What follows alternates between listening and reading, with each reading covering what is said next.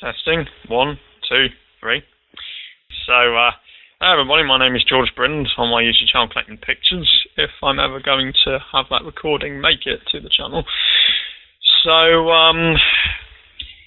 Mum and I have decided to go through every single episode of the original series of Stingray created by Gerry Anderson and his wife at the time in the 1960s, Sylvia, who would later go on to make other big hits such as Thunderbirds, Captain Scarlet and the Mistrons, and Joe 90.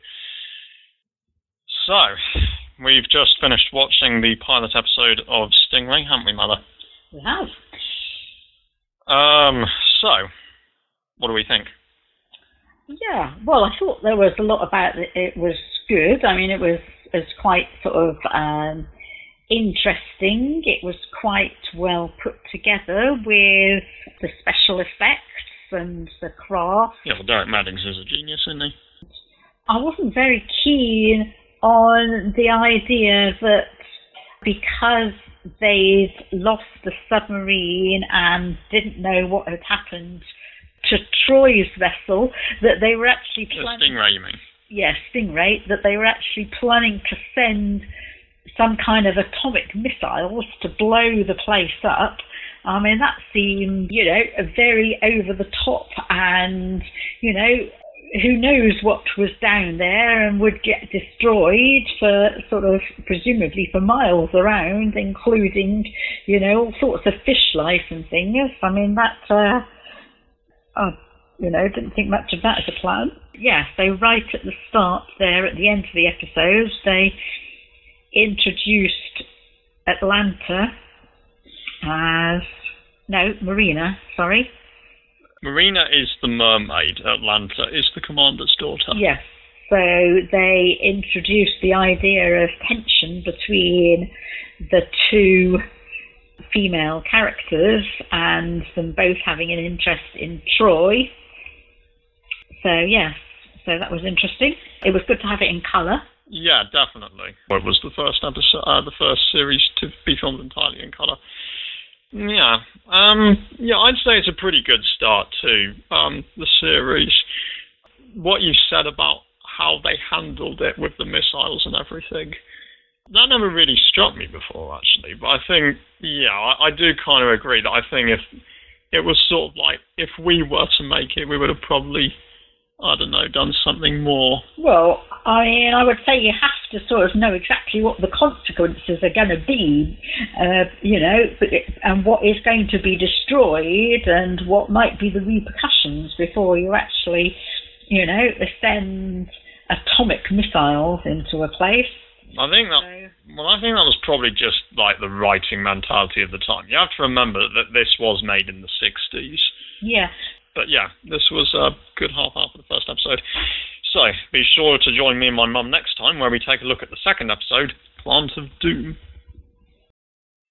So, we finished watching the Plant of Doom, which is the second episode, at least in this order anyway, of Stingray, and well, like I always do, I think I'll leave it to my mum to say what she thinks before I... Well, yeah, I mean, it was another quite sort of snappy episode, sort of full of action and things happening. One thing that I thought was a bit bizarre was that we again had an appearance of this land agent, whatever he was called, that... X20. Yes. That's his name, Surface Agent. I mean, X20. If they were travelling anywhere in the world, I mean, how come they just happened to go past the island on which he had his house? What, the island of Nimoy, you mean? Yes, and be spotted by this agent. I mean, that sounds a little bit far-fetched, that they could have been travelling in any direction, potentially, and he gets to see them twice. I think it depends on where they're going, but are you saying that is an example of plot convenience, as some people might say it is? Yeah, I think it is an example of plot convenience. Yeah, I mean, obviously, we've still got more tension between Marina and Atlanta, and in fact, sort of at the end of the episode, I mean, it was actually Which way around are they? Which one's the sea one? The sea one is Marina. Marina. Yes, I mean, we have Atlanta as actually being the kinder of everyone there, sort of feeling sorry for Marina, which was interesting. And again, in the end credits, we sort of see kind of shots of Troy appearing to develop a relationship with Marina, and then you see Atlanta looking, well, enviously at Troy's photograph. Yeah. But back to Planted Doom, yeah, I wouldn't have said it was one of the greatest episodes I've seen, and I'm sure there are more great ones to come, but when I watched this back in 2016, I don't understand why they didn't try and get to the bottom of who it was that sent the plant in the first place after that ordeal. Yes. But, you know, I think that was just how writing was in the 60s. Yes, so not all the loose ends were tied up, but yeah. But, yeah, that was, yeah, well, I've just realised I've not really had that much to say about this episode, but, you know, I don't think there is really. You know, some of the points you couldn't put it better myself. Anyway, that was it, and be sure to join us next time while I look at the next episode in this order, Sea of Oil. The quality is a little bit different on this recording, but the last time I was using my phone, and so I'm recording this on my video camera just without visuals, but you know, either way it produces much better quality, so hopefully you'll be able to hear me more clearly. So that was the Sea of Oil, and well, as always, I think I'll leave it to my mum for her to say her bits. Yes, so I suppose the first thing I noticed was that we do have on display some sort of sexist kind of ideas, both at the start and the finish in particular, when the person on the oil rig says to Troy something about, you know, lucky you, when he sees Atlanta and Marina. And again, at sort of at the end, this joke about you and your wives instead of lives. I mean, I presume that was supposed to be a sort of joke, but, you know. Yeah, and the fact that he, well, you know, I don't know what to say, but this guy said, well, so much the better for one of them not speaking. Yes, I thought that at the time, and I'd forgot to mention that, so yes, I agree with that as well. And then there was also the thing that in one breath we had the person from the underwater species saying we're a peace-loving race, and the next minute saying that he'd planted a bomb on their ship so it would explode when it dived. I mean, that did seem slightly at odds that, you know, I thought that was because they feared the worst the moment someone started to dig the rig without their permission. Yes, well, I sort of understand that, but yeah, I still think that, I mean, after all, they had just captured, you know, someone from the rig. They could at least have sort of tried to see what they had to say for themselves first before thinking they'd explode the other vehicle. But, you know, it was still a good episode despite those little What issues. About there was that one moment where Phones was trying to tell Troy something, and yet he just said go to sleep. Doesn't that strike you as Troy being a little bit irritable?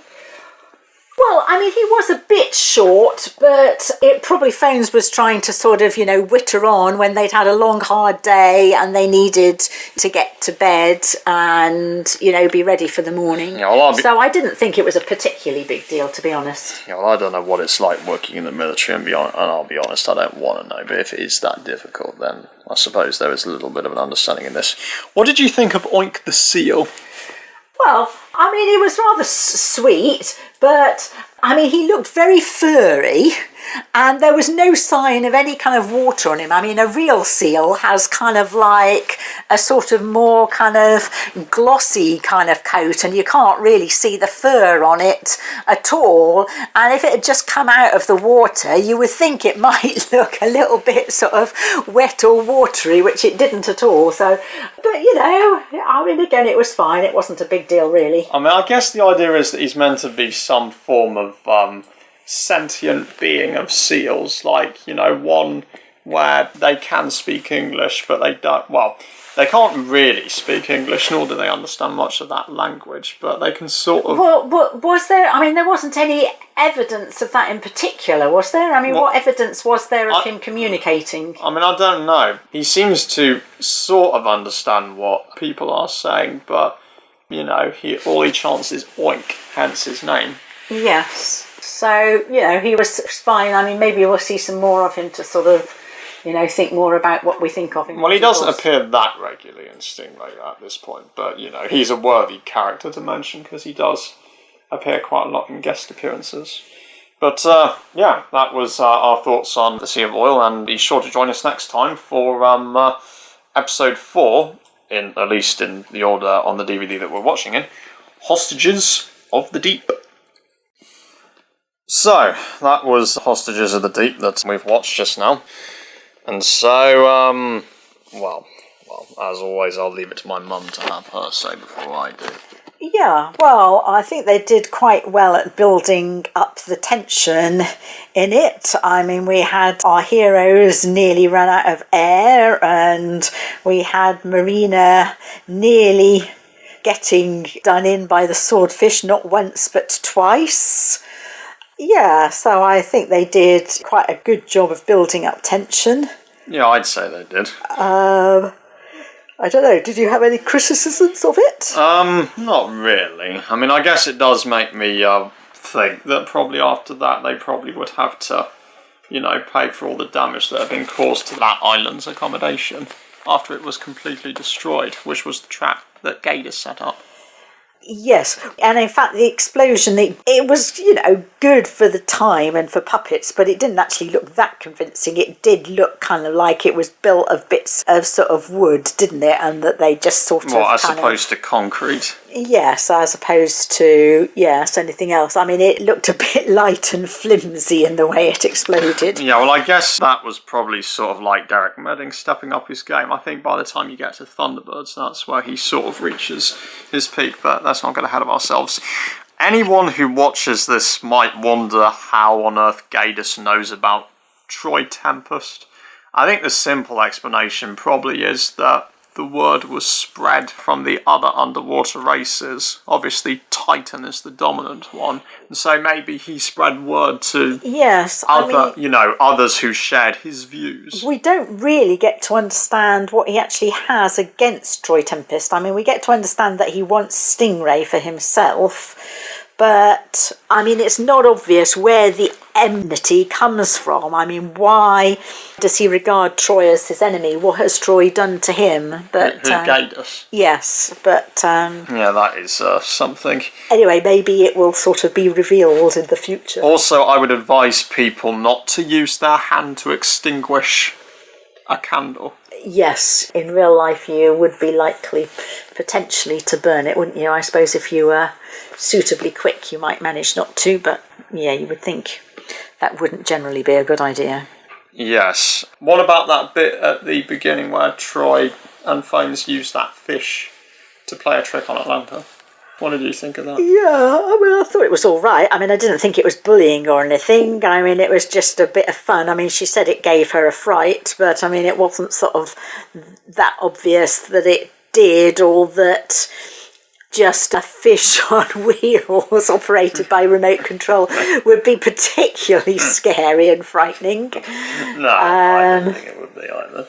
So, yeah, and it was obviously introduced just for them to have it handily in order to go in and find a booby trap had been set. But, you know, that's fine. We understand this need for... Yeah. You know? It also does make me wonder, actually, because obviously they used those hover things to get through the tunnel.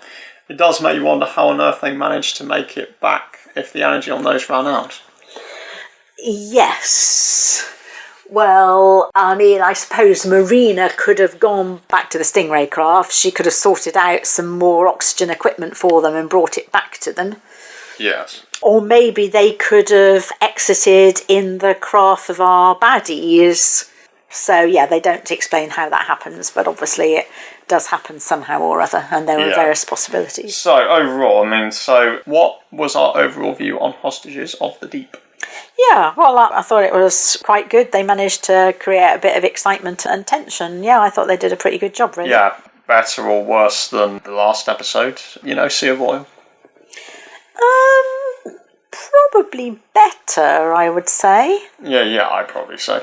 Anyway, I'm rambling, so I will have to wrap this up. I will also say that when it comes to continuity, obviously they did have a filming order and a broadcast order, but either way, how the events are portrayed are not entirely consistent. When Stingray launches, there's a line that Troy says to Marina, which makes us wonder if Hostages of the Deep was actually set before Plant of Doom. Yes, he appeared to be telling Marina how Stingray worked and what would be happening as if she hadn't actually travelled with them in it before, yes. Yeah, but, you'll find that very common with all shows made by Gerry Anderson. Much how, like in Thunderbirds 1 minute, for some reason you'd get John Tracy on Tracy Island and Alan in Thunderbird 5. But that was because the idea was that Alan and John sort of like switched times, for relief sake and all that sort of thing. But the way the episodes were broadcast in the order that they were obviously gave some confusion to viewers who obviously didn't know that. But anyway, yeah, that was it. That was Hostages of the Deep, and be sure to join me and Mum next time, where we take a look at the next episode, Treasure Down Below. So, that was Treasure Down Below.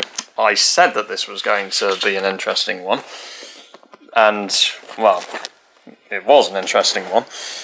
And as always, I think I shall leave it to Mum to voice her opinion on the matter, and why, well, I said it was going to be interesting. Yes. So, we have the first sort of real signs that both our lead ladies are keen on Troy and going out with him. We have him out with Marina while on assignment, and we have... It wasn't an assignment, it was something like a shore leave or whatever. Yes, shore leave, I beg your pardon, on shore leave.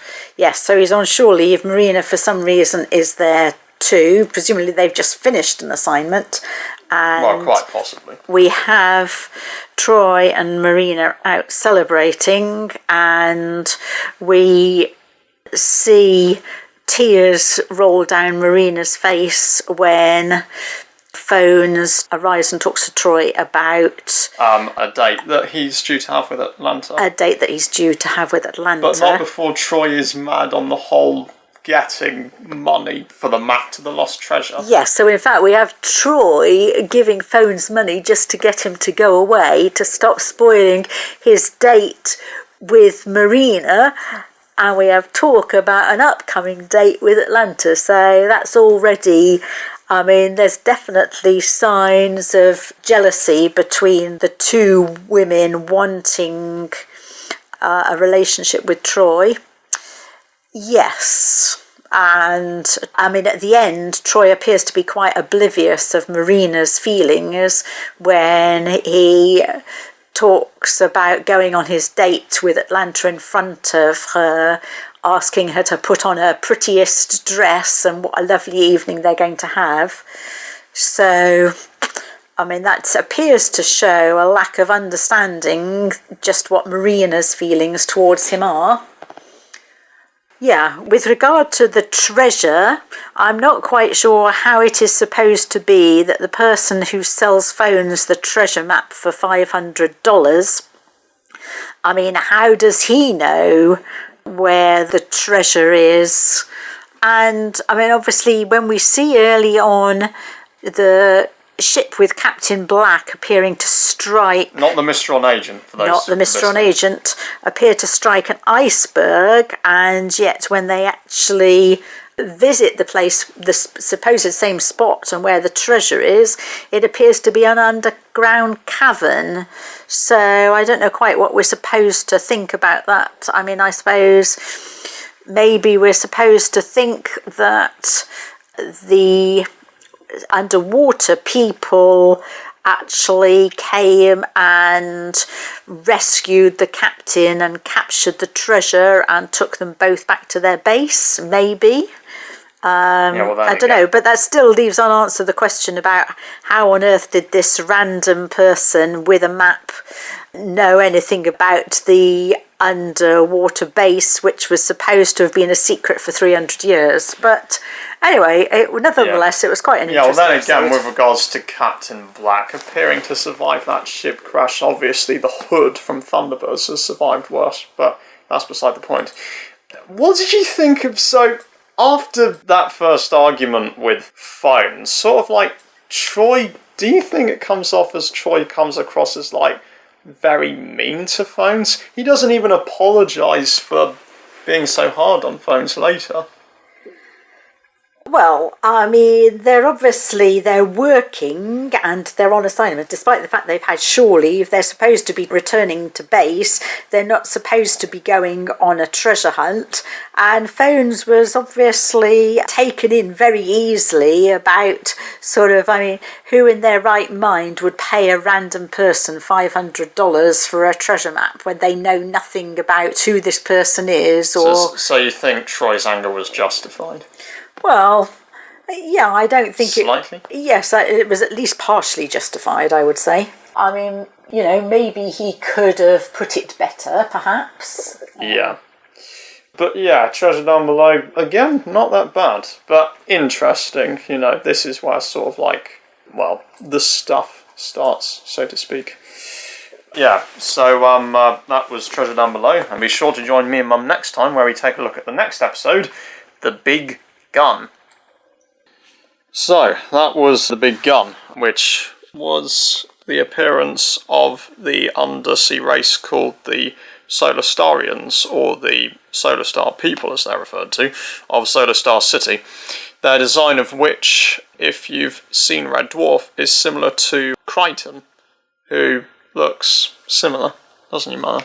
Yes, very much so, in the sort of the way the head is sort of squared on top. Yeah. Yeah, very Crichton, isn't it?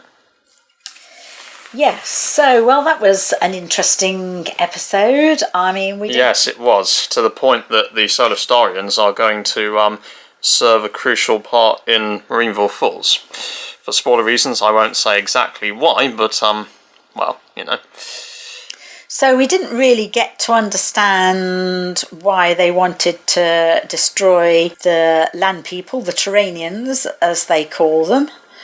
I think all undersea races call the human race Terranians. Yes. Again, I think the word was spread. Yeah, but the Terranians, so-called, I mean, they don't even know about this race of people. So, I mean, what are they supposed to have done to actually harm them, for them to want to be enemies, and why would they want to draw attention to themselves? And of course the other thing was that, I mean, it was very lucky and fluky that Stingray managed to pick up the vessel before the first firing on the US coast and managed to sort of solve that. And it was a bit odd that apparently the vessel, I can't remember what you called it, that looks like a tank, that was... The Solar Star tank, the big tank. Yes. The mighty tank. Why didn't it actually pick up that Stingray was, in the vicinity, whereas later on it did? And then later on there was this odd thing. I mean, you can understand that aggression had been shown towards Stingray. Yeah, Troy clearly said we must destroy it before they destroy us. Yeah, so they went ahead and destroyed not only the tank with Marina's help, but the whole of their underwater base, which sort of seemed a bit excessive without sort of even doing any investigating. I mean, how did they not know that children there and things? I mean, you know, do you really wipe out a whole thing? I mean, do you not go in and try and sort of negotiate, you know? But anyway, I don't know. I mean, like, the series is what it is, I guess. Yeah, I guess you have to remember that this was filmed sort of like in the 60s, so to speak. And I don't know if that is the mentality that American shows might have been trying to do also. But, you know, what Gerry Anderson was doing, his shows were very expensive, that they needed to sell well in America to get the money back. So while Stingray is a British show, it tries to be American.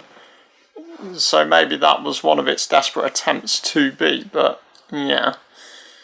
But, you know, anyway, Stingray is Stingray, and, you know, anything that's been established in the series will play a part in my Marineville Falls upcoming thing, which will sort of round off the whole thing. Yeah, so anyway, I thought that was quite interesting. So Marina plays the person that saves the day in this because she can stand the deep water pressures, and we do get a quote from Troy, she's the best girl in the world, or something like that.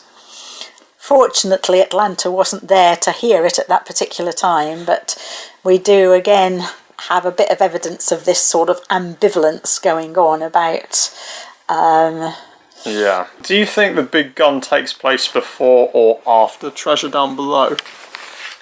With that in mind. I don't know. I don't think that there's any evidence. Yeah, this goes back to this whole thing about the fact that continuity is not established consistently because of the order that the episodes were filmed and released in. Either way, they're not perfect. Like, as I said, that was common for Gerry Anderson shows. But yeah, that's about it. Yeah, so I think, you know, quite interesting. Yeah, I'd say Big Gun is alright. I mean, I'd probably do my own imperfections if I was to make it. But, you know, it was whatever, you know. So the next episode we're going to be looking at is The Golden Sea. The Golden Sea. And Titan plays a big part in this, so let's see what that tyrannical king is up to next. So, that was The Golden Sea, and I don't really know what to say about this one. If you ask me, it was simply just Titan picking some kind of situation in an attempt to, well, kill Thumb Tempest. Yeah, so... Which makes sense considering his grudge as established at the beginning of the series. Yeah, I mean, there were a few things I didn't understand. Like, for example, when Titan was watching in the little craft and... What, with Sculpin, you mean, his Chancellor? Yes, and the inventor, the person that was in Titan's craft. That's Sculpin. Right. Sculpin is Titan's Chancellor and also had the remote control for that Gargan thing. Okay, so what I didn't understand is why, when he had the remote control for the Gargan, when it actually turned on him, didn't he actually just switch off the remote rather than keep on having it attack them? I mean, that didn't really make sense. When in the demonstration, he'd be able to switch it off and the Gargan had gone away. And yet, when we actually had the scenario where Troy moved the sort of detector onto Titan's vessel, then the Gargan kept attacking Titan's vessel, despite the fact that the person inside had the remote control to deactivate it. So I didn't really understand that. No, I'm not really sure if I understand a lot of this, really. But, I mean, as you say, I think it probably wasn't one of the better episodes.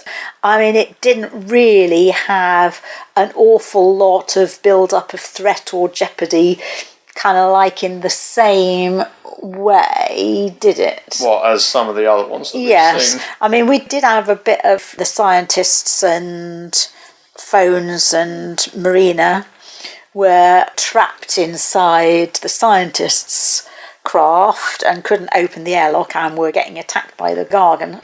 But yeah, I mean, that was over pretty quickly with Troy moving it on to Titan's vessel. And then, as I say, there was this rather perplexing thing about why, when they had the remote control, when they found it was attacking them, didn't they just turn off the remote control? So that was a bit odd, really. Yeah, probably the weakest I've seen so far. Yes, I think I would agree with that.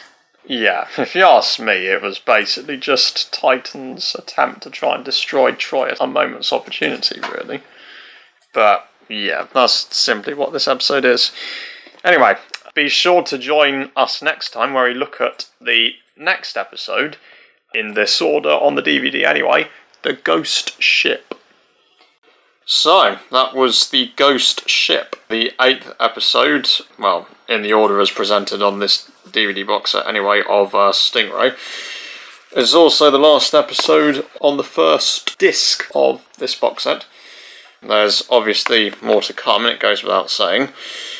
I would say that The Ghost Ship is definitely better than The Golden Sea, wouldn't you say, Mark? Yes, it was more mysterious, more exciting, definitely had more to it, yeah. It might be interesting to note, actually, that the Subterranean, whose name is of no consequence, you know, the silver-skinned person. Yes. Despite the fact that on the screen he says his name is of no consequence, I've read that in the drafts of the script, he did have a name. Oh, okay. And that name was Idoti, or Idoti, or whatever it is. Oh, okay. Idotee. So, do we ever encounter this character again? No, we do not. So, do you think Troy did the right thing by disobeying what the commander said? Yes, obviously. He wasn't just going to blow up Commander Shaw and phone, was he? I mean, he was obviously going to sort of see if he could somehow work out how to perform a rescue. And so, well, as I might have said at some point before, I'm not an expert in the military, but, you know, the commander said to Troy that he would get insubordinated for, would be court-martialed. Well, I mean, you know... and then he just throws it out the window. Yes, well, I mean, it all worked out in the end, including saving Commander Shaw and phone, but, yeah, potentially he could still have been court-martialed because he had disobeyed an order, but obviously Commander Shaw wasn't going to do that as he'd used his initiative and it had, fortunately, all worked out. Yes, not to mention the laughing gas at the end. Yes, I mean, I did think when the arrow thing went off, it was rather convenient that the arrows handily just sort of went in between them rather than on them. I mean, you know, more realistically, it'd have moved it, you know, further round so that they both went in the wall, not kind of like between them. But well, maybe he didn't have time to do it, but even so, I see your point. Yeah, and I mean, again, we see tears in Atlanta's eyes. Atlanta's eyes. Oh, bless her. She's concerned. Yes, yeah, well, obviously she's concerned. So, presumably she's worrying about both her father and Troy. Well, yeah, and her father, because obviously he's her father. Yeah, so where was Marina in all this? Well, she did come with them, but I think she stayed on Stingray whilst Troy went to rescue them. Yes. So I guess that was sort of... Yeah, a scenario of one life is already being risked. He doesn't want Marina to do the same unless absolutely necessary. Yes. I mean, Marina does have the mentality that she'd gladly dive to save those she cared about, but that's something for another time. Yeah, so anyway, on the whole, I think it was quite a good episode and, yeah, definitely better than the Golden Sea. Yeah, probably starting to be one of the best, but, you know, we'll see. And so the next episode after this, in this order, is Countdown. That's the next episode. Mm-hmm. Followed by The Ghost of the Sea. Which is a monumental episode in terms of how it explores a little bit of Commander Shaw's backstory and why he's using that hover chair, but yes, in fact, I mean, we didn't have anything sort of explained, but we did see him still using his hover chair to do the exploration, didn't we? Yeah, until the subterranean, whose name is of no consequence, forced him out somehow. Yeah, presumably he would have had to have lifted him. Yeah, definitely, yeah. But anyway, that's it for the ghost ship, and so the next episode is Countdown, so we'll let ourselves stay tuned for that. So, we just finished watching Countdown, and in my view, that was, well, pretty good myself. There's not really a lot of flaws in it that much. Well, there were a few, and Mum and I will go into that in a moment, but definitely quite well handled, I must say. Do you want to discuss anything, Mother? Yeah, I mean, I thought it was a good episode. Again, I mean, it was sort of quite exciting and quite sort of cleverly put together. Again, we had some jeopardy. I mean, the plan was essentially quite a good one, managing to get into Marineville in the first place by our baddie claiming to be X20. A professor who specialised in helping people who couldn't speak be able to speak. They call them dumb. That's what they appear to mean in this case, but dumb usually means someone who's stupid. Well, I mean, dumb does also mean someone unable to talk, but I think, as you say, it's also sometimes used to be somebody who is stupid, and I think these days you probably wouldn't refer to someone unable to speak as dumb because of the idea of that being connected to how clever you were. Yeah. But yeah, I mean, it's sort of, probably old-fashioned terminology, I would guess. Yeah, but with regards to X20 being a master of disguise, that still doesn't change the fact that he screws up, as we will see in later episodes.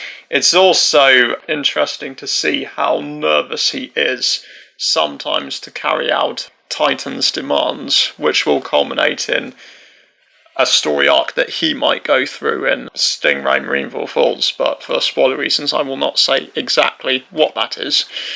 What I don't quite understand is, Troy said he would use the ejector seat to get out of that sub, but we don't actually see him get out.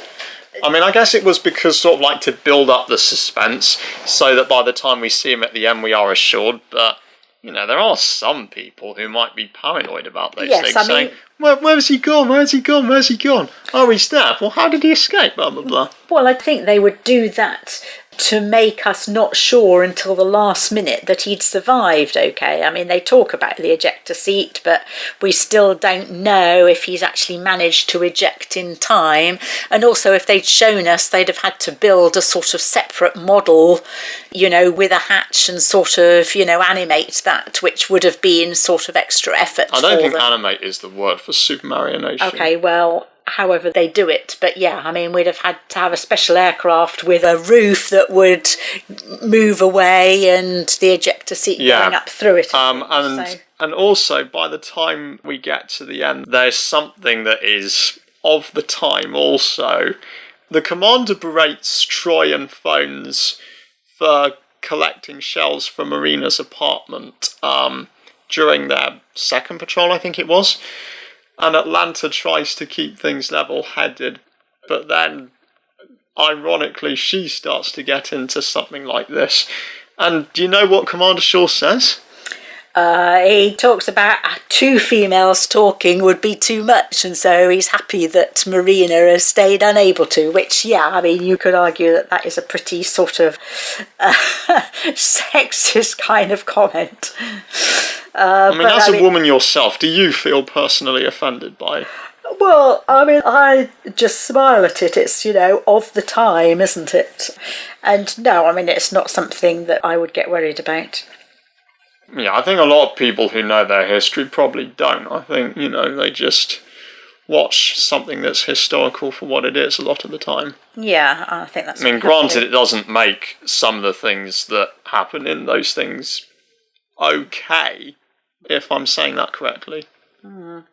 But, so, I mean, another factor about this episode, which they appeared to try and introduce a bit of sort of humour into it in the sort of the decorating scene where we see a series of phones mishaps. Phones, watch what you're doing with that paint. Sorry, Skipper.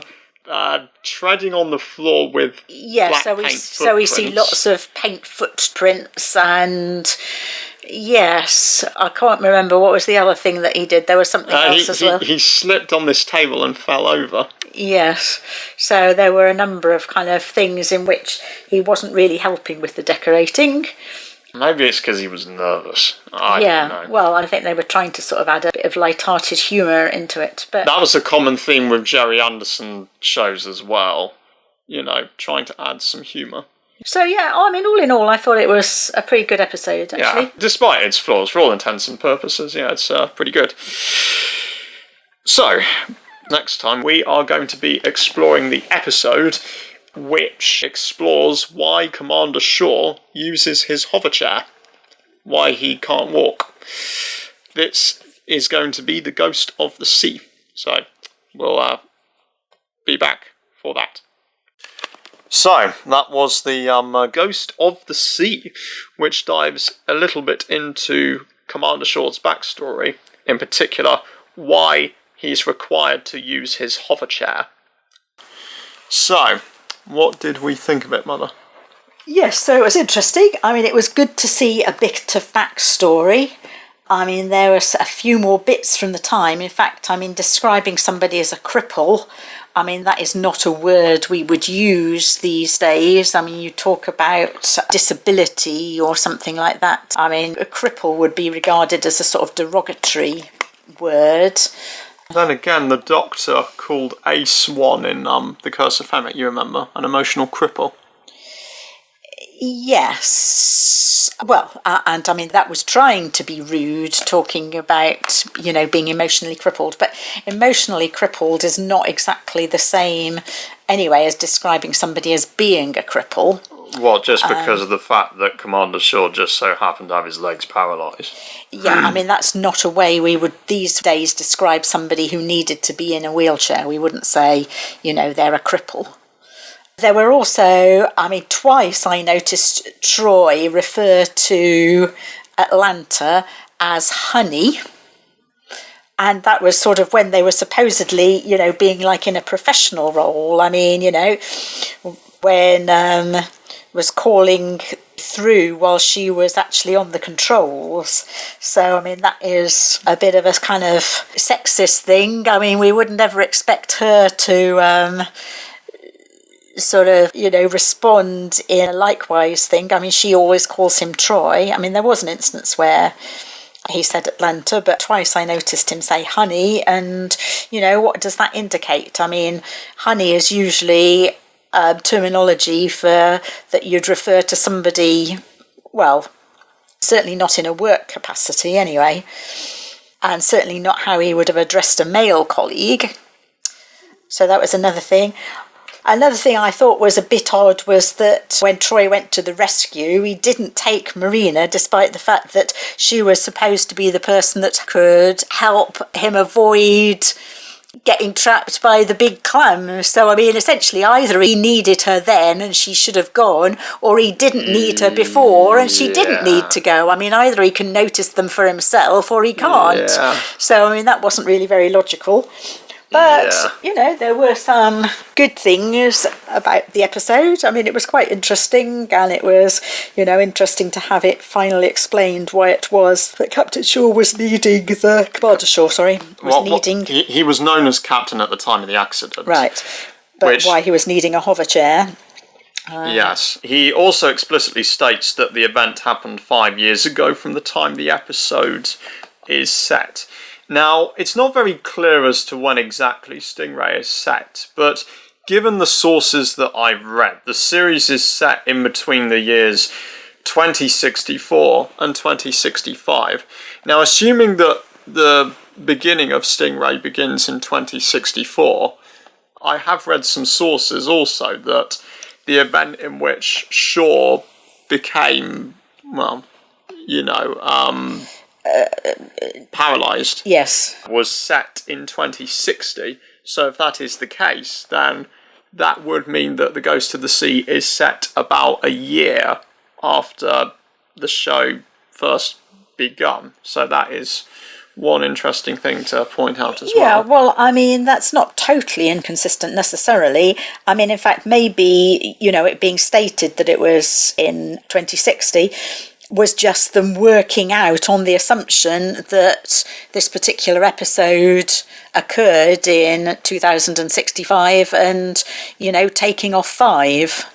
I mean, so maybe that's what they did to work it out, because, I mean, in the episode itself, I mean, there's no date reference other than that it was 5 years before the current time. So I don't particularly see that as being an inconsistency. I'm not saying it was an inconsistency, but I'm just trying to take this into account. Yeah, so essentially, if it's confirmed somewhere that it was 2060 that this first thing happened... I think it was confirmed. Then we're led to assume that the events of this episode happen in 2065. Which, if the calculations of the series beginning events taking place in 2064, we assume, is a year after it happened. Yeah. What did you think of the Ghost of the Sea himself? Yes, so, I mean, presumably he was against exploration. I mean, sort of oil being taken from the sea by Turanians, and this is why he attacked the rigs, but hadn't wanted to kill Commander Shaw, or Captain Shaw as he was then, which is why he'd rescued him. But I mean, it obviously just goes to show, in the first place, there should have been some sort of communication and dialogue to avoid the attacks happening in the first place. Well, and of course, you don't know if there were other people on the rig who were actually sort of killed as a result of the rig being destroyed. That's a good point. We never found out whether they were killed. No, we didn't find out what had happened to them, did we? So, yeah. Anyway, interesting to see, and obviously does provide a bit of backstory. Yeah. So the next episode after this is called Emergency Marineville, where we encounter Nucella and Chidora. Okay, well, I've no idea who they are, but I look forward to finding out. So, that was Emergency Marineville, which is the 11th episode in this order on the box set that we're watching it on of Stingray. I don't really know what to say about this fully yet, but maybe if I talk to Mum I might have some idea. Well, we're introduced to some yet further underwater people who we've not met before and who nevertheless seem to want to destroy Marineville for some reason, or the human race, starting with Marineville. Yeah, those people in question are Nucella and Chidora. Yeah, so it's not really very clear why they would want to do that, because obviously if they just had carried on minding their own business, they wouldn't have ended up as they did. But anyway, so they decide to attack Marineville. Troy and Fiona's and Marina go out to investigate. Very good start to the episode. That creates a lot of action, doesn't it? Yeah, they get caught. Yeah, they do. And it seems that Nucella and Chidora are the only people who live on this island. I mean, seriously, there's no sign of any other people around. No. So what were the odd things about it? I mean, I suppose the odd things about it is that they agree to just give up at the end when the planes sort of attack the island. And you think realistically they probably would have persisted in their intentions? Well, I don't know. I mean, you can't imagine that they'd feel very happy about... I mean, handing over their prisoners to stop being attacked might be one thing, but, I mean, it doesn't end up very well for them because, they let their prisoners go, get captured in return, and then have their island and their base blown up. So, yeah, that's obviously not a especially good outcome for them. I felt it was a bit unrealistic that our heroes would really have managed to get out of their cell disarm the warhead in the missile and get back into their cell sort of successfully in the time allowed without anybody sort of seeing them, that they helpfully didn't know that the key had fallen off the table when they checked in on them. But anyway, I mean, it was still an episode with some sort of excitement attached to it. Yeah, I mean, definitely not the greatest, and much better ones, and certainly not as good as Countdown or... And I mean, they always seem very keen to just sort of blow things up. You know, having had the baddies hand themselves over to them and permit themselves to be sort of captured, you would have thought they would have sort of kept the island, maybe used it themselves, you know, to keep an eye on things in that part of an ocean, or at least sort of checked out all the sort of tech and stuff that they had. I mean, how come they had these sort of powerful missiles, and what was their base like? But, you know, oh no, they come out and they just sort of blow it up. Island gone, base gone, and no getting of, you know, any knowledge, you know, of the secrets that it had to tell. I mean, usually people think it's a good idea to know your enemy, you know what technology and whatever they have. But you know, maybe this was just how the writing was at the time, or maybe sometimes the Navy or the military can be just far too paranoid. Yeah, well, anyway. But anyway, yeah, so that was Emergency Marineville. And the next episode that we're going to be looking at is Subterranean Sea, so stay tuned for that. So, that was Subterranean Sea. I don't necessarily hate the episode, but I still find it to be probably one of, if not the weakest that I've seen so far in this watching. I mean, I don't know about Mum, and I will ask her for her opinion in a minute, but... So, Troy, Phones, Marina, and Atlanta are expected to go on this furlough vacation, or whatever it is. Shaw points out that there are these scientists that have discovered this new part of the Earth that needs investigating, so Troy and Phones and Marina naturally go, meaning that this vacation is obviously, well, off, if you choose to put it this way. And so they go to the place where the scientists are. They obviously go down to investigate. What do they find? Well, this is where it pretty much gets confusing. I'm not sure if I understand anything that is going on nearing towards the centre of the Earth. Yes, so they reckon they've got this shaft that will take them all the way down below the Earth's mantle, and they go down in Stingray, and it's flooded when they arrive, but then suddenly they get whooshed along by a violent sort of what later they decide is a tide, and all the sea disappears.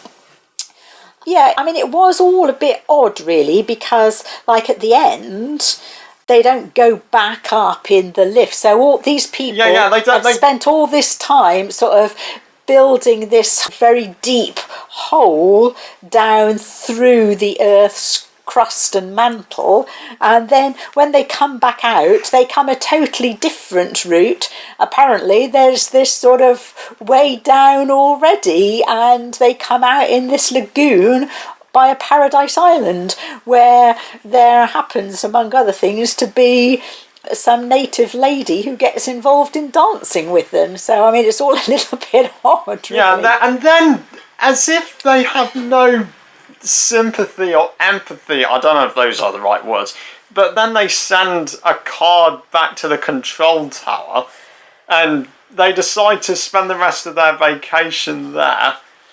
Without poor Atlanta, who was supposed to go in the first place. So they send a postcard, wish you were here. I'm not quite sure how they actually get it through the post, because they were on a tiny sort of island in the middle of nowhere. It wasn't very obvious that there was a post box anywhere. Or mailbox, if you're American. Yeah. So somehow Atlanta receives the postcard, wish you were here.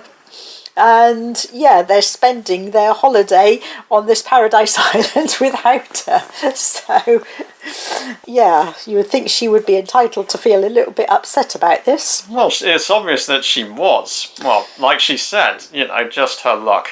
Yeah. Anyway, yeah, so not a great episode. And I think what we want to do now is move on swiftly to the next one when that time comes.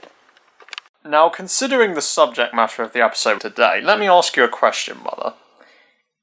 Do you think that the Loch Ness Monster is real?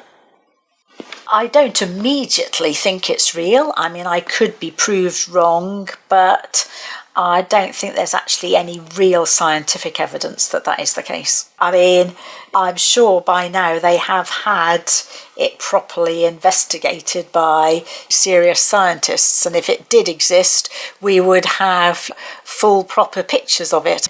After all, they can go diving deep down with very powerful cameras and sort of echolocation, sort of sonic equipment. I'm quite sure if it did really exist, there would have been very clear evidence of this fact. Fascinating thing, the Loch Ness Monster.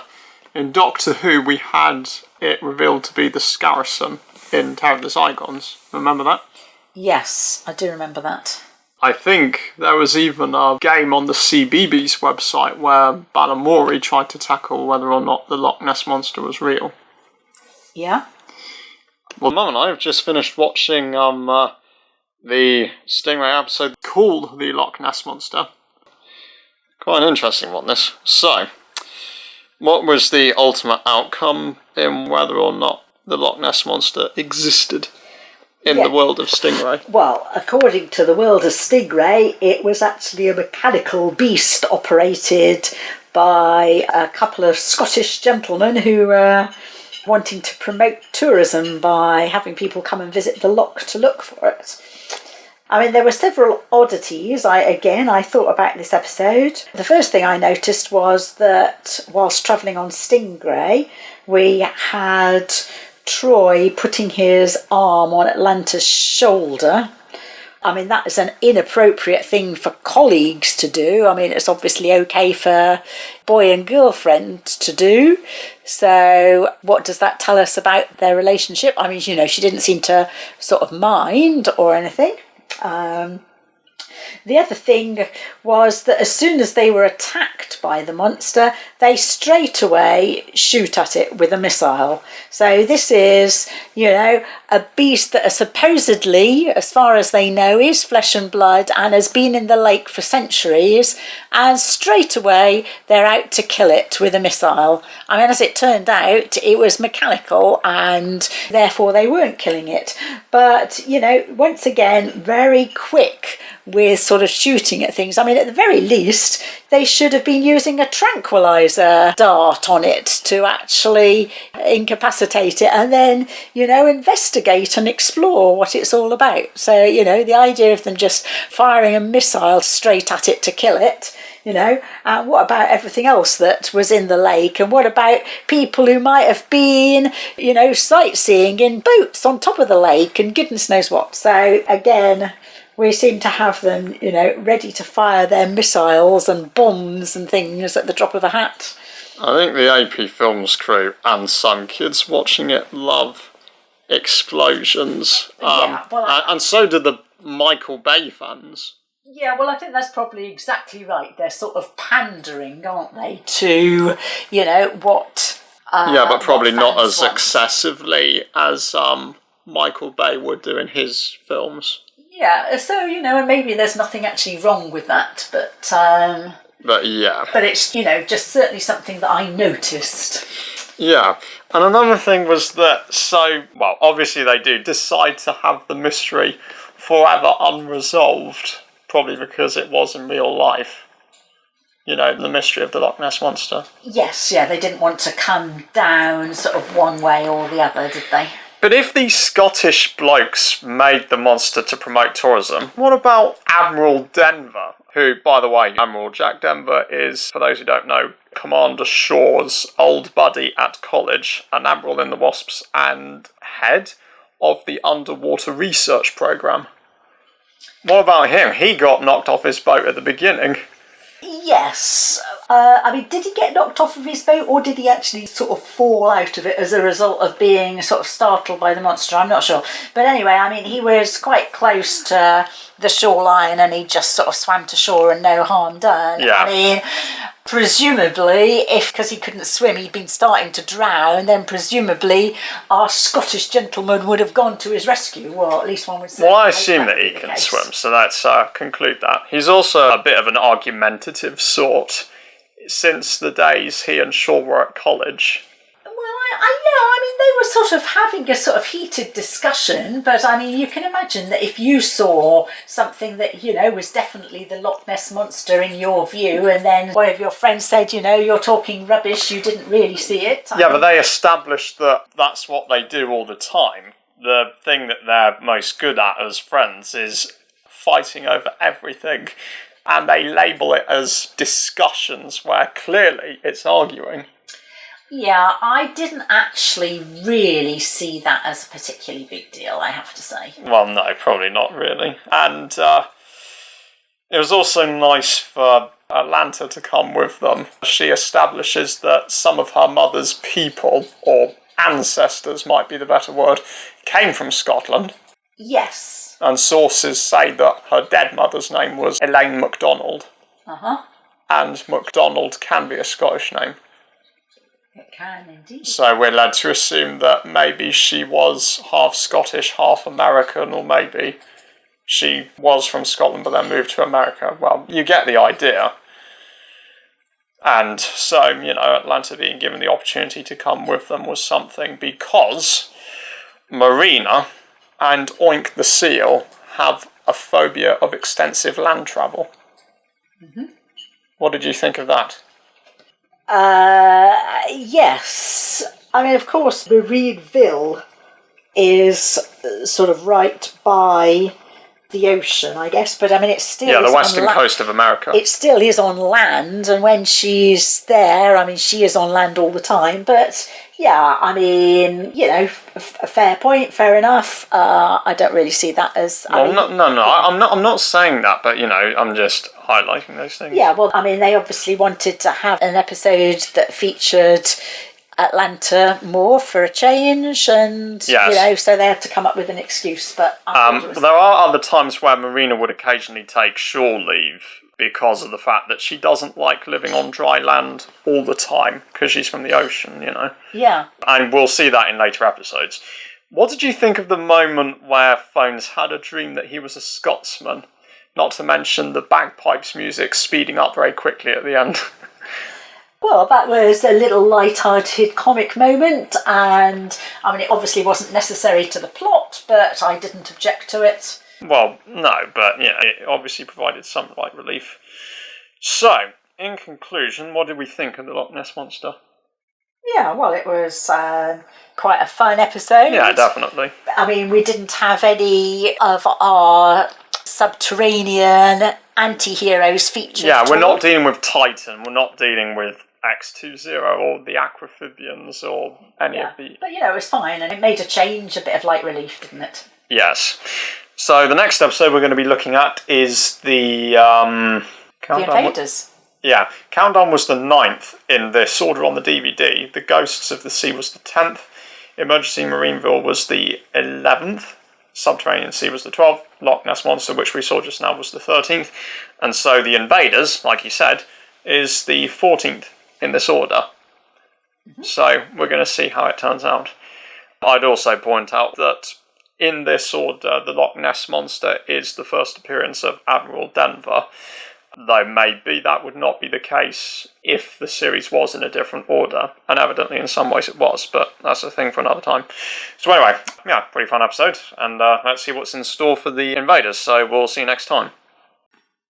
So, that was the Invaders.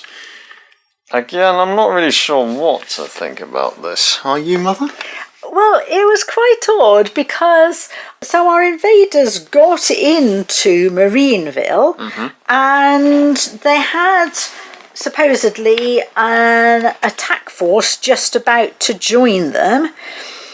And then, for some reason, when Stingray came back... The attack force didn't turn up. Yeah, the attack force didn't turn up, and our baddies decided to leave in Stingray, and then they got Marina to actually submerge it, so that when our baddies went down the chutes to get into Stingray and make their escape, they just sort of fell into the water. But that still doesn't explain why it was that they wanted to leave Marineville at that point, and what happened to their invading force. I mean, why not just sort of carry on with their invasion? I didn't really sort of understand it at all. You know, why were they vanquished? I didn't really see that, but anyway. Yeah, it looks like, I don't know if it's because the writers were rushed, or because, you know, there were some lines that they were supposed to cut, but they didn't. Yeah, I mean, it was fine apart from that, but just the ending didn't really work. I mean, our invaders were in command. Everything had sort of gone according to plan. Okay, Stingray came back, but they captured Troy and Phones. So why didn't they just proceed with their invasion force? You know, why did they at that point want to escape in Stingray? I think one would have to say that was a plot hole. Yeah, definitely. I don't know why it ended up the way it was, but yeah. Maybe it was because they were in a rush to get that particular episode done, or, you know, the writers were not. Yeah.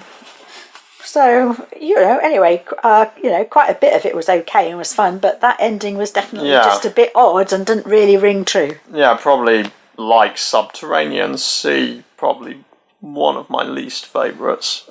I mean, I hope I'm not going to displease those who do like the episode. If you do, that's totally fine, but me and my mum, nah. Yeah, well, that's fair enough. Everybody's favourites is going to be different, isn't it? Yeah. So. As for the invaders in question, again, in common with other underwater races, they seem to know of Thumb Tempest and Stingray. Like I said, my logical guess is maybe word of this has spread because... Yeah, I mean, obviously the different subterranean species have sort of shared the information with each other, presumably. Yeah, from like other colonies or different events or things like that. Yeah, but it is amazing just how many underwater colonies there are that are apparently totally undiscovered by the land people. Yeah, or if they were, then it was totally naive of them. But anyway, yeah, that was the Invaders. Again, not one of the greatest episodes. Let's hope the next one is better. This one is Secret of the Giant Oyster. So, we'll see what's in store for that. So, that was the Secret of the Giant Oyster, which, by the way, is the 15th episode in this order on the DVD of Stingray. I've actually read that it was the production order. We're watching this in the order that the episodes were filmed, and then they moved it around a bit for the broadcast order as well. But, you know, we're not going to go into detail about that. So, what did we think of the Secret of the Giant Oyster? Yeah, well, I suppose it was a bit different. Yeah, I mean, I had thought our baddies gave up the information about the giant oyster rather quickly to, you know, the Marineville people, but then I guess that was because they had a plan all along to let the Marineville people get the pearl and then get it off them once, you know, they'd got it. But I mean, in a way, it was a bit of a non-episode. I mean, we had a lot of trouble trying to get the pearl from the oyster, and then we had the pearl put back in the oyster by Marina at the end. I mean, there wasn't a lot of jeopardy or tension, but I suppose it was a little bit different. And the idea that all these other oysters would come to the rescue of the pearl was an interesting one.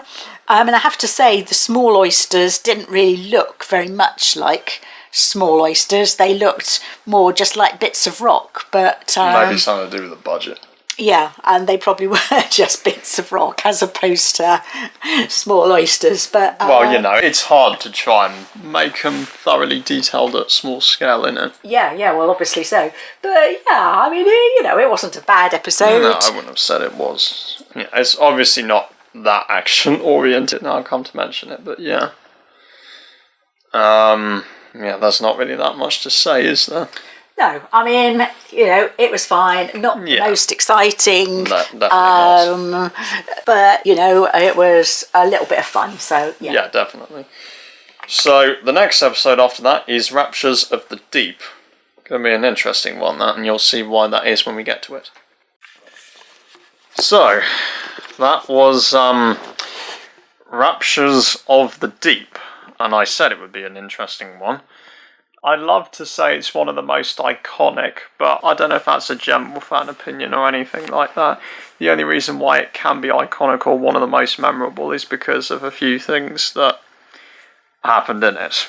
And me and my mum will go through it momentarily, but I think to describe the premise of the episode, two het cats think there's a forest. A gem forest under the ocean. Yeah, they're craft with a canopy on it, which just so happens to be the same canopy used on another Gerry Anderson show called Supercar. At least in the close-up shots. Their het cat car, or whatever it is, crashes. Doesn't withstand the pressures of the ocean. Yeah. When they try and go deep diving, they need to be rescued by Stingray. Stingray comes along, they do rescue them, but Troy is curious about that forest. So he falls down a crevice. Yeah, he falls down a crevice, gets a bump on the head. And a leg that feels so sprained? Yes, well, he's done something to his leg. Anyway, essentially, he then has a dream. Yeah, because his air... as he falls unconscious. Yeah, his air supply runs out, falls unconscious, becomes delirious. Yeah, and then delirious. And then for the rest of the episode, he ends up having this crazy dream where he can see the gem forest and... yeah, well, essentially, he is sort of ruling some kind of underwater place where he has a palace. The place is called Troy Towers, although the soundtrack hints that place might be called Dreamsville, which perfectly sums it up in a nutshell, really. Yes, and essentially, his dream is apparently that he's surrounded by the two women in his life, pretty much as his sort of slaves. So yeah, and phones. Yes, phones as his servant, and yes, so essentially they're all tending to his needs. He's getting Atlanta to peel a grape for him and Marina to play the harp. Which sounds like him. a pretty nice sounding harp, but then again, Barry Gray's a genius. Yes. The commander tries to talk some sense into him. Sorry, this does sound like it's an actual event. I know it's only a dream, but... So the commander comes in, tries to encourage Troy. Troy just tells him to... that he's staying where he is and he's not going to have anything to do with Troy or wasps anymore. Well, no. Troy's going to have nothing to do with Shaw and the wasps. Yes, that's right. So it's interesting that, again, we have Atlanta being referred to as Honey, but actually sort of in her presence we have Troy doing a serenade to which just so happens Marina. Yeah, which just so happens to be the ending song for those who... Yeah, it's the closing credits. I think if people didn't know any better, Gary Miller, who sang the song, you wouldn't have known that is officially the singing voice of Troy Tempest. Well, obviously, maybe Don Mason, who played Troy, probably couldn't sing, so Gary Miller had to do it. Yes, but so in this episode, we actually see where that ending comes from, having it appear that Troy is singing this serenade to Marina. Now, in real life, if that had happened, I think Atlanta would be hurt, but there it looks like she just doesn't give up. Well, she appears just to be sort of smiling through it all. So, yes, so obviously in Troy's dream world, he's the master of all around him, and the women in his life are not jealous of each other, and it's apparently fine for him to serenade Marina whilst calling Atlanta Honey. So, yes. Yeah, and in this dream, Marina can speak. Well, she's telepathic, as in she can... Oh, I suppose Troy is telepathic. He can read her thoughts, so she can speak in her thoughts, and Troy can read what she's saying. Yeah, and Sylvia Anderson, who was Gerry Anderson's then wife, provides the voice. Then again, she would later provide the voice of Lady Penelope, so... Yeah. So in this, Marina does speak in a way, but her mouth doesn't move. technically this was because Marina's puppet was not rigged with a speech mechanism. Yeah, well, I mean, they hadn't needed to put one in, had they, since they'd, devised her character as mute, so, yeah. Yeah. Then, of course, the palace all gets destroyed by aquamphibians, probably because Titan probably would have been surprised by the fact that Troy is now this sick, rich man, and he says, he deserves it. Destroy him. And so they seem to do it. He wakes up, realises it's all a dream. And when Troy wakes up, Phones asks him, are you sad that you lost the palace? And he said, no, I was real mean down there. But even that does not fully redeem his character, as we will see in later episodes. Yeah, well, that was interesting, wasn't it, George? Yes. But yeah, that brings us to the end of this particular disc. So what was our overall thoughts on Raptures of the Deep? Well, I wouldn't have said it was one of the greatest episodes. No, I mean, it was a bit strange, but but it was interesting. Yeah. And the next episode is another very interesting one, which shares the namesake as the phrase heard at the beginning of every single episode. Stand by for action. Stand by for action. Yes, well, I mean, bit by bit we keep seeing all the bits from the title sequence and now the end credits, don't we? I mean, we've seen sort of various sort of explosions and crashes and jumping stingrays and things that we've spotted in the different episodes as we've gone along. Yeah. But you might be thinking, so, are they going to explore why the stand by for action phrase is said by Commander Shaw? Well, it'll be interesting to see, just as much as this episode will also be a very interesting one to watch. And we shall see what that episode is like. So, we'll see what's in store for that one, won't we? We will. So, that was Stand By for Action. I told you it'd be interesting, didn't I, Mother? Yeah, in fact, I didn't actually even notice Commander Shaw say Stand By for Action. But presumably he did. He does in the title sequence all the time. Yeah, I know he does in the title sequence, but I didn't actually notice him. Yeah, well, that goes without saying that they don't explore the phrase. I think it was just a name that they slapped on. Yeah. And, well, there was some action, so I guess there is some justification as to why it's called that. Yeah, so, I mean, it was really rather a weird episode. Yeah, so X20 poses as a film agent? Executive producer? Yeah, something like that. Well, essentially, he put up the money to fund a film. Yes, about, he's the investor. Just like Lou Grade was Gerry Anderson's. And... and he goes under the name of Goggleheimer. Yes. Deep down, though, it is a trap to try and get Troy Tempest killed, which is what Titan always commands. Yeah, but it's rather bizarre that the director who's brought in actually thinks everybody else can play themselves apart from Troy, who he thinks is not suitable to play Troy, and so he brings in a lead male Hollywood famous actor called Johnny Srunara, who, interestingly enough, is basically the Steve Zodiac puppet from Fireball XL5, but except with brownish, blackish hair, as opposed to the blonde that Steve Zodiac himself had. Anyway, every time he appears, then we have Marina and Atlanta sort of swoon over him. I guess it's because he's their celebrity crush. Atlanta I'd understand, but I mean, it does make me wonder when this episode's set, because Marina would have had to have spent quite a bit of time on dry land to know about what the human race is fully. Well, I mean, I think she has, and although we don't get to see her leisure time, presumably it has included watching some holiday movies featuring this guy, this chap. So, yeah, I mean... But even so, why does she even fawn over Johnny if she's in love with Troy? Well, that's right, that's a good question. And in fact, I mean, everybody is childish. I mean, Troy is childish in his jealousy. Marina Atlanta are sort of childish in their over-the-top sort of swooning and fawning over this Hollywood star. The Hollywood star is very childish and sort of thinking he's the greatest and that everybody should be swooning over him.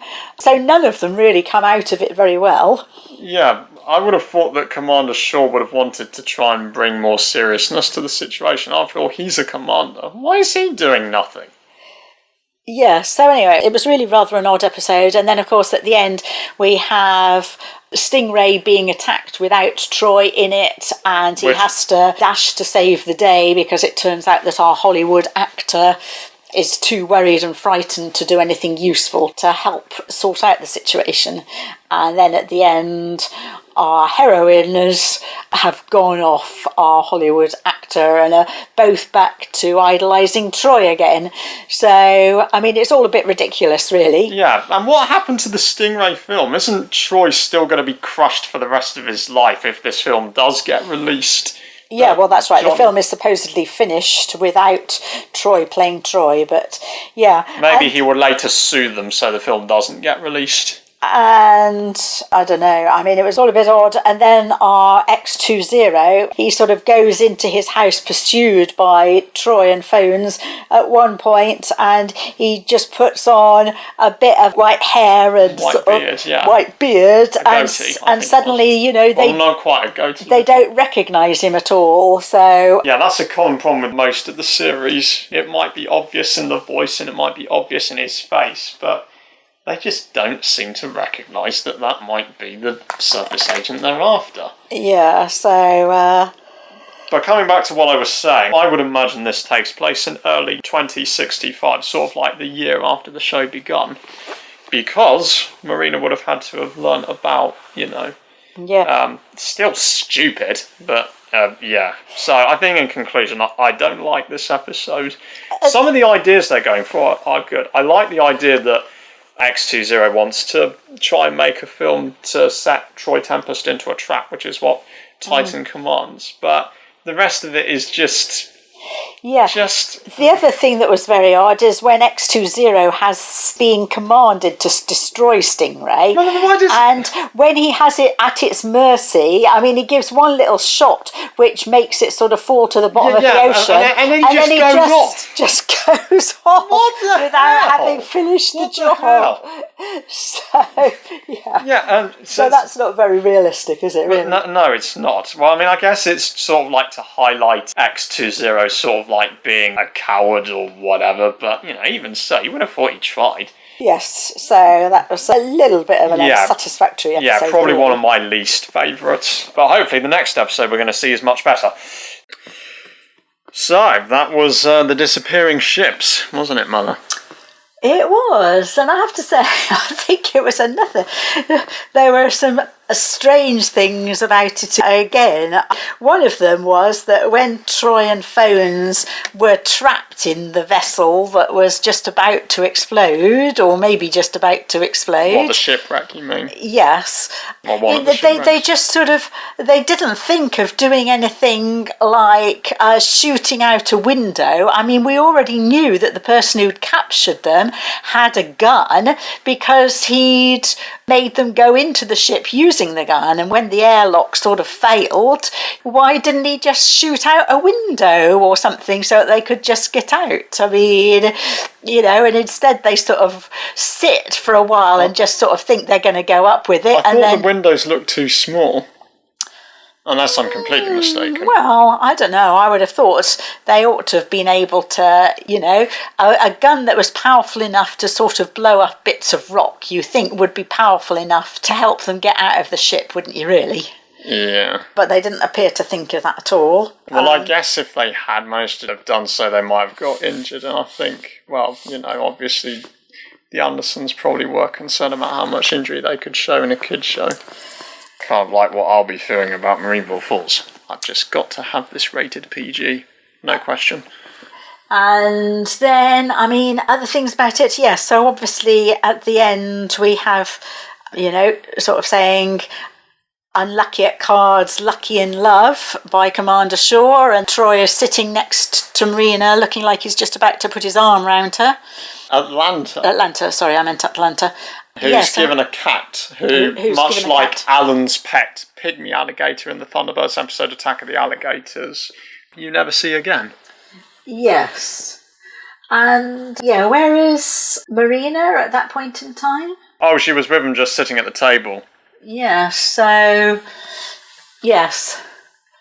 And obviously, again, during the episode, she shows how devoted she is to Phones and Troy by refusing to move Stingray out of harm's way, sort of waiting for them. She basically died to save those people. Yeah, but not that she does very much saving. I mean, she just stays with the vessel. I mean, why doesn't she sort of go to see if she could help them? I mean, again, that sort of seems a little bit odd.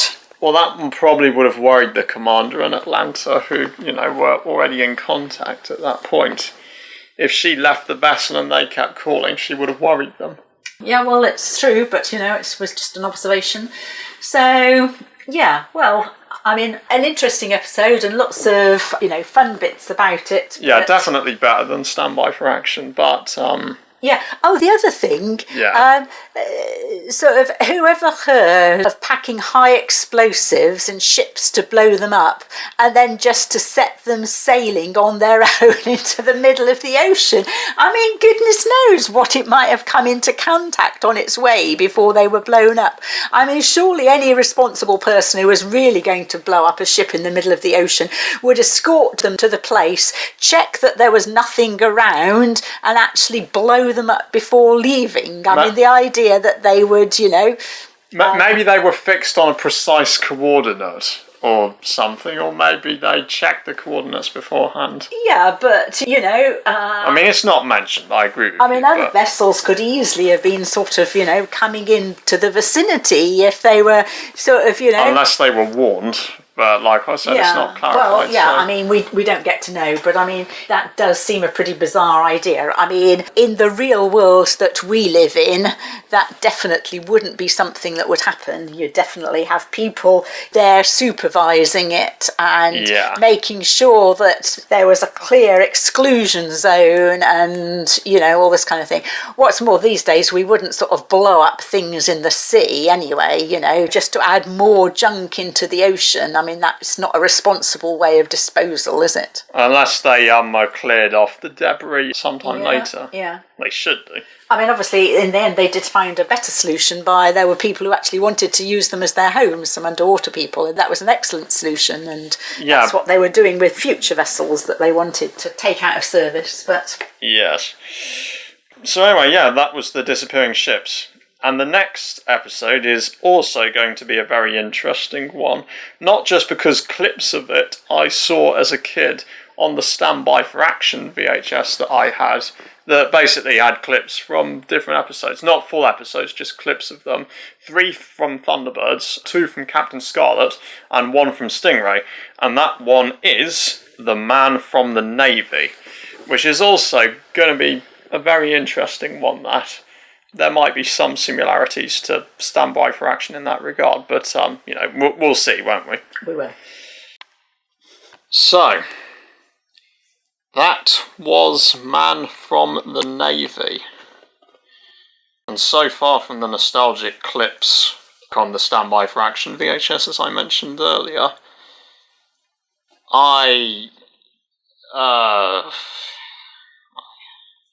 Yeah, well, it's an interesting episode, and it's full, really, of people being sort of bad-tempered and thinking a lot of themselves. I mean, I went by turn from sort of, thinking Jordan, the man from the Navy. I mean, he started by deliberately winding Troy up. Troy then rose to the bait. Which he shouldn't have done, because he's a 26 to 27-year-old man. Atlanta then got cross with Troy. After she fawned over Jordan. Yeah, and then later on, the Subterraneans... the Aquaphibians. That's it. Yeah, that's managed to get on board. Titan tries to... he basically uses this missile test as a way to try and get Troy killed, because that's his revenge, as we know. Yes, so they forced Jordan... The Aquamphibians? Yes, to... Forced Jordan to kill Troy and Phones. Well, to fire a missile actually with the warhead in.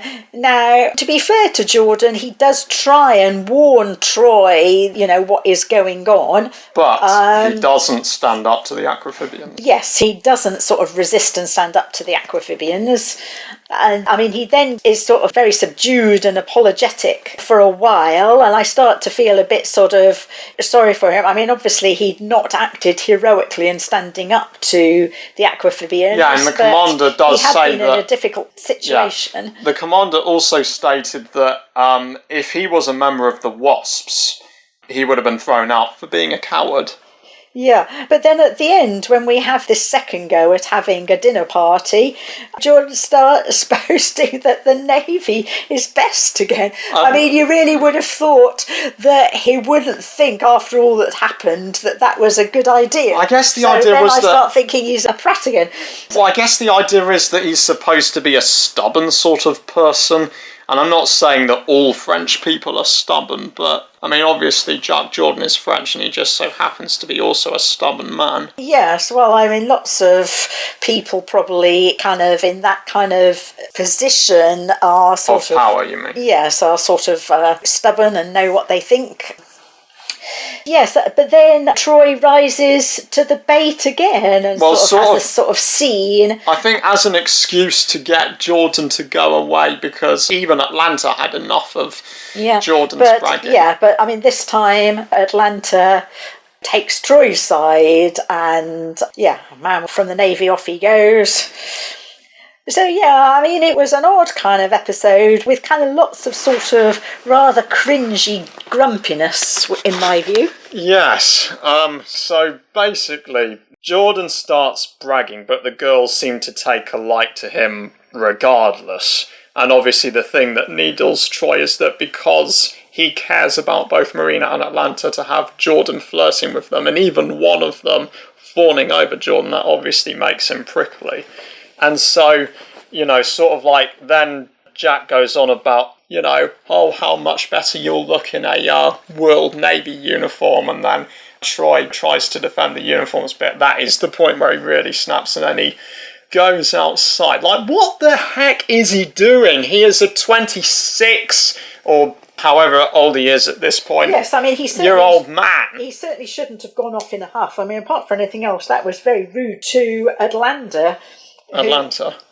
Do I mean Marina? Atlanta, who'd made the meal for them all. No, Marina made the meal. Yes. Atlanta is the one who fawned over Jordan for some reason. I don't know why, but because Jordan makes some pretty sexist comments, don't you think? Well, was he being sexist? When he said what? He said... Well, Troy says there's nothing wrong with our uniforms, and Jordan is like, maybe not for you, Tempest, but Atlanta's a woman. She looks swell in a World Navy uniform. And then Troy's like, she looks okay in our uniform. It's serviceable and neat. And then Jordan is like, yeah, but the girl likes to be feminine, and that perfectly matches up. Yeah, well... So, if that is sexist, why is Atlanta even listening to... did Atlanta do anything wrong by fawning over him? Well, if she really thinks she's in a relationship with Troy, it's not what you would expect her to do. Well, I guess sometimes people's feelings for those others are clouded by other people's charms. But I thought all of them, apart from Marina, I thought all of them behaved pretty badly at one point or another. And, they all sort of showed themselves to sort of react in an over-top way, to rise to the bait, to get easily needled, to be excessively huffy. Yes, so then after Troy does storm out, the following morning he says he sends flowers only to Marina. Because... Well, he'd sent flowers to Marina because it was her dinner party that he'd spoiled, and she'd gone to all the effort. If you ask me, he deserved to apologise to both women. Yes, well, I think that's probably true, but, it was Marina's dinner party, and it was her that had put in all that effort to cooking to do it, have a nice occasion for them all, and, the dinner party had obviously been ruined for her, so... Yeah, and so then, of course, it happens. The missile test goes wrong. Jordan's credibility is now called into question. Commander Shaw warns him if he was a member of the Wasps, he would have been thrown out.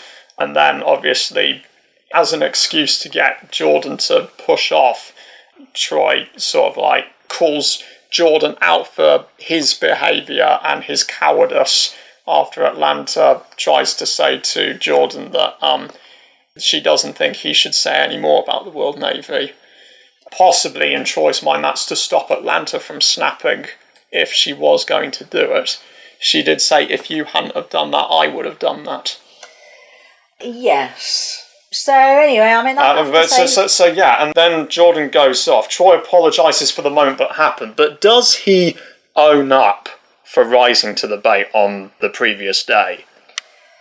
No, I think that's sort of probably glossed over. But I mean, so that's him not accepting responsibility. Well, I think both Troy and Jordan, they probably think they're right. They think their service is better. They don't take criticism very well, even though they should do, etc., etc. So yeah. I mean, I have to say, it wasn't one of my favourite episodes. I mean, no, I think I can safely say, yeah. What were you thinking, writers? Yeah, I mean, it doesn't really make anybody appear in a good light. Yeah, better or worse than Stand By for Action, the one with Johnny Srinara? Yeah, well, that was sort of more kind of comical, wasn't it? I mean, the way that the lady swooned every time he came anywhere near, whereas, I mean, this one, Man from the Navy, I mean, it was sort of full of needle, wasn't it? I mean, all round, just, it was kind of full of people being sort of ratty with each other and behaving rather childishly. What, just because there is a rivalry between the Wasps and the World Navy, even though the Wasps used to actually be a part of the World Navy? Yeah, so I mean, they were sort of deliberately winding each other up, Troy and this Jordan character, and I think everybody sort of behaved sort of snappishly or childishly, apart from Marina. Commander Shaw, sort of. So, yes, so that wasn't a very good episode. Yeah, very odd. Yeah. That was about it, and hopefully the next episode will be better. This one's called Marineville Traitor. So, that was Marineville Traitor. Bit of an interesting one, this, wasn't it, Mother? Yeah, I thought that was quite a good episode, actually. Yeah. I mean, we never really believed that it was going to turn out to be the case that the commander was the traitor, but they did it quite well with having him radio through to this supposed enemy agent and us just seeing the back of him and the chair and not being able to see that in fact it was a Wasp higher up. So yeah, I thought it worked quite well. Yes, that, some people might think that, oh my god, this is, what on earth is the commander? I think even I must have felt the same way when I first saw this back in 2016, but, I mean, obviously newcomers probably might not. Yeah, I mean, as adults, we would know that within the series is no way that they would make the commander an actual traitor. But, I mean, they did quite a good job. They were quite convincing and there was quite a bit of suspense about, and how are they going to sort it out? How can it be that he's actually not a traitor after all? So, yeah, I thought it was quite a good episode, really. Yeah. Well, there's not really that much to say, to be totally honest. I did notice that Atlanta had a picture of Troy by her bed, which was kind of like a bit sort of lopsided because Troy didn't have a picture of either of the women in his life by his bed. So, are they a couple or not? And if they are a couple, why is it that Atlanta has a picture of Troy, but Troy doesn't have a picture of Atlanta? So maybe he's still trying to decide. On Stingray Wikipedia, it was pointed out on Troy's biography that he would rather investigate an explosion at sea rather than finding ways to resist the romantic overtures of women in his life. Yeah, in In fact, I mean, Marina was hardly in that episode at all, was she? There are some episodes that don't have it. In fact, is it the first one where they didn't actually take Stingray out at all? I think it must be the only one where they don't take Stingray out. Much in the same way as the Thunderbirds episode, The Imposter did not have Thunderbird 2 used. Uh-huh. Sorry, that was a Facebook ping in the background. Anyway. Yeah, so that was a bit more, you know. So the next episode after this is called Thumb Tempest. Does that imply he somehow gets shrunk? I think much like Raptures of the Deep, it's going to be one of those dream sequence type episodes. Interesting. Right, well, we'll see what happens then. Yes. So, that was Thumb Tempest. Another interesting one. Yeah, I mean, it was a good fun episode and an interesting story, although it was all a bit pointless because it was actually just a dream. But, yeah, it was still quite fun. Yes, so basically, Phones and Troy are in the standby lounge, you know, the place where they Rest and relax between missions. Yeah, and then get into Stingray. And Commander Shaw tells them to continue to stand by for what he calls an emergency mission. The most dangerous yet, but in fact we never get to hear what it is, and it doesn't materialise because at the end they can stand down and it doesn't happen, so we don't get to know what it is he thinks is going to happen or why he's being so mysterious about it. Yeah. But I mean, that's not actually part of the story of the episode, is it? Well, no, not really, but, you know, I guess it is a setup. And so then Troy and Phones wait for 2 hours, and then Phone says it's getting cold in here, I'll turn the heating up. And apparently the heating... I should point out as well that Troy said that Phones was sort of like from the... Yeah, from the south. The sunny side. Yes, the sunny side is what he said. To be precise, South Carolina, which explains Phones' accent. Yes, so he grew up somewhere where it was hot, and so he likes it hot, is the implication of that. Anyway, he turns the heating up to such an extent that Troy, who had been feeling very impatient, actually dozes off to sleep and has this dream. Yeah, hang on a second. But I mean, like, America is a pretty hot country anyway. Keep in mind that Troy was born in New York City. How hot is New York compared to South Carolina? Yeah, well, that's a good point, but I mean, there's a whole variety of temperatures in the US, and they're different at different times of year. But yeah, I mean, probably places like, did you say South Carolina or North Carolina? South Carolina, that's where Phones has been officially... Yeah, they probably do have a much hotter average temperature than further north, like New York. Yes, I mean, so there are various parts of America which are pretty much always hot, and then there are parts of America which are pretty much always cold, and then there are some sort of in-between. Yeah, and the thing is, Marineville is also situated on the western coast of America, somewhere sort of like near San Diego or something, which, as I believe I read somewhere, the Wasps used to be located when it was part of the World Navy, unless I'm completely mistaken. Yes, so California, again, is generally hot and sunny, I believe, so... Yeah, and so why is Troy complaining of the heat? Well, I don't know, maybe Phones just went a bit over the top with the temperature that he turned it up to. I mean, in fact, you know, in hot and sunny places like California, I mean, usually you would have air conditioning to keep you cool inside the buildings, as opposed to... So either way, Troy goes to sleep, and then they do this really clever effect where we're led to assume that he slept for however long it has been, and then he wakes up because Commander Shaw confirms the emergency, and he still doesn't tell them what it is. And then things take a little bit of a weird turn. Yeah, so essentially they launch Stingray, which turns out to be the dream, but we don't know it at the time, and they go through a hole, and they come out in what appears to be a small aquarium inside a big room, which, and they're little... And which I'm under the impression might be X20's house on the island of Lemoy. We did see the name Lemoy on the telephone that was in it.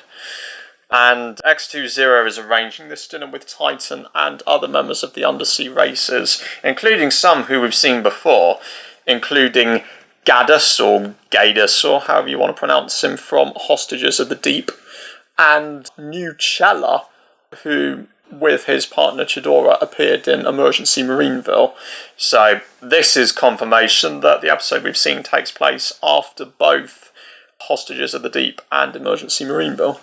Yes, and sort of slightly bizarrely, in the dream, there are these sort of top secret plans which our heroes think would be useful to destroy, as if they would be out on a table without actually having been looked at and the information assimilated by somebody. But anyway... yeah, so they tried to contact the commander in Atlanta about their situation. Commander Shaw in Atlanta, his daughter seemed to suddenly think that they're practical jokers. So... they don't manage to get their help. Troy and Phones then decide to destroy the stolen plans because of the consequences. Yeah, they set them on fire, and then they manage to get back into the fish tank and into Stingray. And by the way, so... yeah, they seem to keep changing sizes in this stream. 1 minute they're adequate size to be in Stingray. Next minute when they get out of the tank, Stingray's smaller than them. And then they somehow manage to get back into it. Well, I mean, I know it's only a dream, but so, we won't try and build down the logic of this, but yeah. And then Troy wakes up and it's all a dream. Yeah, so, yeah. I guess the filmmakers must have had fun, and you can tell they're having fun, but yeah... I wouldn't rate it that highly because it was, Well, I mean, it was a fun episode. But, yeah, but... I mean, it was inconsequential, wasn't it? It wasn't sort of part of the overall story arc or plot or development or anything. It was just a sort of fun interlude. Yeah. Well, anyway, so we might be getting back to more serious stuff next time. We're going to see pink ice. Okay. So, we'll see how that turns out when we see it. So yeah, that was Pink Ice. Pretty interesting one, to say the least. I would say that it's an episode that builds things up nicely, but by the end it sort of like really falls apart in a way that how they resolve it at the end is something that sort of like irks me. And we'll go through it momentarily, but so basically what happens in this is that somehow or other there is this craft, quite a small craft too. I don't know if it's big enough for anybody to be in it, but basically it uses this spike pincer thing to spread out this pink ice or whatever it is. And when it gets to the point that the entire world is in danger of facing another ice age, and a pink ice age I might add, obviously the Stingray crew have to try and take measures to prevent the world from being entirely frozen. So, yeah, I mean, Mother? Yeah, I mean, it was sort of an interesting episode. I mean, I think the idea that these sort of metal-looking spheres with sort of pipes, tubes coming out of them, could actually sort of spew out enough of something to really sort of totally blanket the Earth with this pink ice is a little bit far-fetched, but I mean, it is a science fiction series, so I think my brother wondered fine. whether that was what inspired what happened in Superman Returns. Yeah, well, the idea of something sort of swelling and creating this huge amount of ice. Except in Superman Returns' case, it was kryptonite. Yeah. So, yes, I did notice an inconsistency that early on our heroes find a gap in the pink ice to sort of surface, and they've got a bit of space around them. Yeah, quite a convenient number of space, actually. Yeah, that's just like a nice size for the vessel and a bit of space around it. But then there is actually a shot which shows the ice having encroached on the vessel, and then when they come to leave, it's back to how when they surfaced. And then a bit later on, when they actually get trapped in the ice, it's that shot with the ice encroaching around the vehicle that we see again. So they actually used the wrong shot at one point. Did they? I didn't notice. Yeah, well, we can look at it again if you want to see, but it was exactly the same with the sort of ice over, bits of fin and stuff of the craft. So anyway, they managed to find the craft responsible for making the ice, and how do they defeat it? And this is the bit that irked me. Stingray then fires a sting missile, which leads it to sort of like get blown up, and that's it. You never know who was responsible for making this happen, why they're making this happen, or why they even think it's a good idea. Yes, I mean, it's another case of just sort of blowing things up a bit willy-nilly. I mean, you know, obviously you need to sort of capture it and find out what's going on. After all, there might be lots of these submarines around with lots of these metal spheres with tubes coming out, and destroying one might not sort of solve your problem at all. So, yeah, I mean, as you say, just blowing something up without knowing, you know, anything about how it worked or who was behind it, or if they're going to have other craft. I think it just goes to show how this is one of those episodes where the writing is a little half-baked, as it were. You know, sort of like it probably didn't have as much time needed in the oven as it should have been. Yeah, I mean, never getting to know who the baddies were is a little bit unsatisfactory, isn't it? And I've mentioned before that I think they're much too inclined to sort of blow things up without investigating. You know, there should be a bit more of a sort of, you know, arrest and discover policy rather than just blowing things up policy. But anyway, I guess that was of the time. Well, yeah, and like I said, Michael Bay has explosions in his films all the time. So, you know, I can imagine that Gerry Anderson's stuff appeals to the Michael Bay fans, except that whereas Michael relies more on having explosions than a story, here they have some value for story, but I think sometimes, and I don't know if it's because, you know, the writers were rushed to reach a deadline or other things like that. You know, it probably didn't turn out as well as it could have been.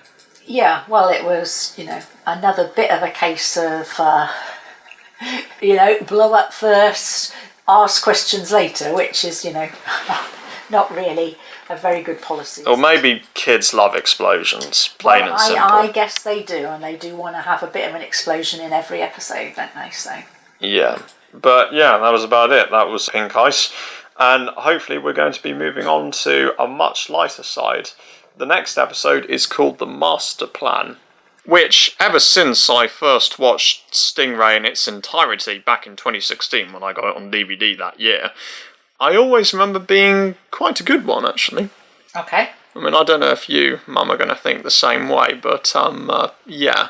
Well, I've not come across it yet, I don't think, so... I think I might have shown it to you once, but, you know, whatever you thought of it when I showed it to you then, you know, you might think differently by the time I see this. I think when you look for what is the best story in a series, quite a lot of the time you try to find a scenario that has probably been more difficult than any other scenario that they've had to tackle with before, you know.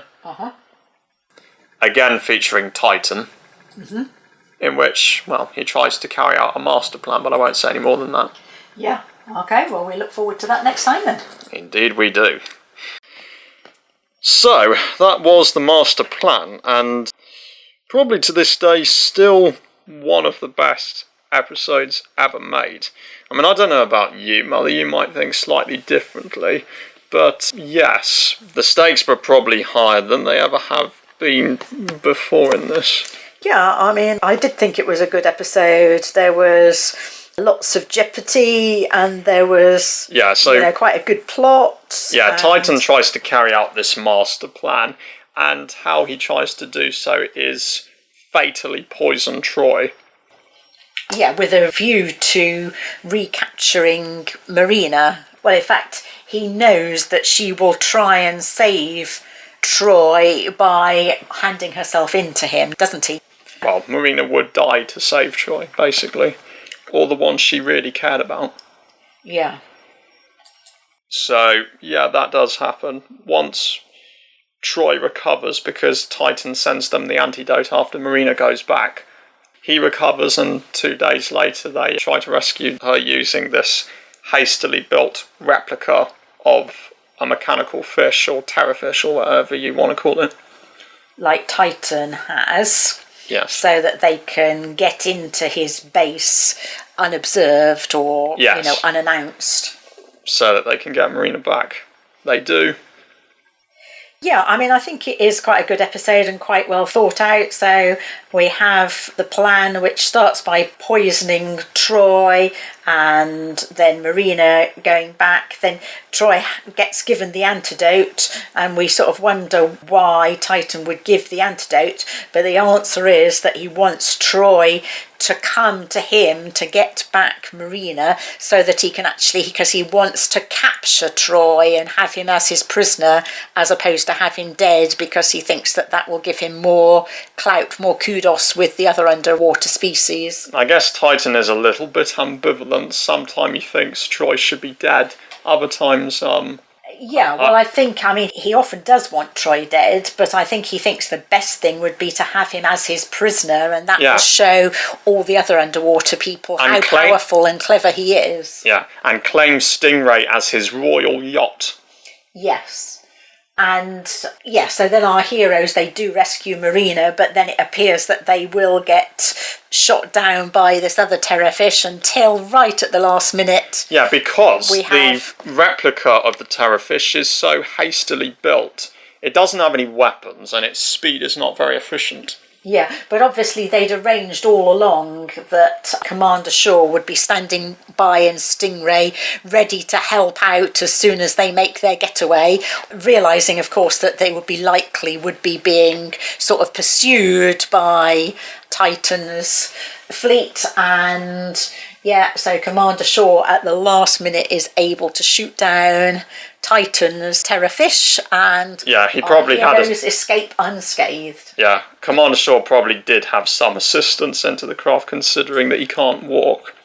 Yeah, well, he does, of course, have his hover thing, but he'd probably had a co-pilot anyway that we just didn't actually get shown in the shot. Yeah, maybe it was Lieutenant Fisher, who is going to have some sort of development later. But yeah, that was basically the master plan. Probably one of, if not the best Stingray episode, in my opinion. Yeah, I agree. I thought it was a good one, quite sort of well thought out. Yeah. And I mean, there are some bits of it that, obviously make it very 60s, but, that's just, some nitpicks. At the end, Titan says, once the underwater satellites hear of this, I shall be the laughing stock of the underwater races. Yes, I think by satellites he means other settlements that he has a bit of a acquaintance? He's like the big chief, and they do sort of bow down to him a bit. I mean, so I think perhaps he doesn't have direct control over them, but, they do kind of like look up to him and cooperate with him. Could that be the reason why Gaydus and some of the other underwater races knew about Troy and wanted to destroy him? Yeah, I mean, I'm sure they do share information, but... that's what I was basically trying to figure when we came across this. But yes, now they will all get to know that Titan did fail in his attempts, and he will be even more keen to actually capture Troy and Marina and destroy Marineville. So we'll see what happens in the future, I guess. Yeah, although I will say that obviously the series had ended before that story arc could be concluded, in common with many Gerry Anderson shows. Also, when Troy and Phones go out for the first time in Stingray to investigate this thing as part of Titan's plan, he says, I bet Titan will be welcoming some sort of undersea committee. What does that mean to you? Well, it's a sort of get-together, presumably, of various underwater species that sort of are agreeing to cooperate with probably land people as their common enemy or, common adversary. Oh, okay, yeah, well, I did wonder. But yeah, so that was the master plan, and join us next time where we will look at Star of the East. So, that was Star of the East, which introduces El Hudat. I don't really know what to say about this, to be totally honest, because, I mean, it's hard to talk about El Hudat without addressing... Yeah, I mean, he did appear to be a bit of a racial stereotype, potentially, and it not cast in a very good light, you know, sort of Arab nations in general, although this was obviously only one individual. Yeah, and his own country, named after him, Al-Hudat. Yes, and there were a lot of things that you couldn't believe would actually sort of happen, even in the real world where wasps existed, you know, that they would just sort of cancel a sort of treaty mid-doing because he'd lost power. Thanks to his identical twin brother. That once he got back into power and did again sort of, you would think at that point, having decided that he was an unsuitable person to have dealings with, they wouldn't have actually then supposedly gone ahead with having his country become part of the alliance after all. Well, in the end, it doesn't. Yeah, but then they wouldn't sort of be able to, just having accepted the country, they couldn't put its head of state into prison. I mean, that doesn't make any logical sense at all. I mean, other things are that, I mean, okay, so Marina was captured and you could understand that she was captured by our baddie, but for example, when she was sat on the bow of the ship, why didn't she just jump into the water and go and investigate what was going on or escape? I guess the idea is that Al-Hudat probably would have had her killed if she even tried. How would he? I mean, how would he have... Well, by using his weapons, maybe? Yeah, but how would he have tracked her down underwater? He didn't have anything to explore underwater, and... You know, that's the point. I didn't really sort of buy that, and I didn't really buy that she wouldn't have leapt off the ship to go and investigate what was going on with, you know, Troy, and if he needed rescuing and things. So that sort of seemed a little bit not particularly well thought through, but...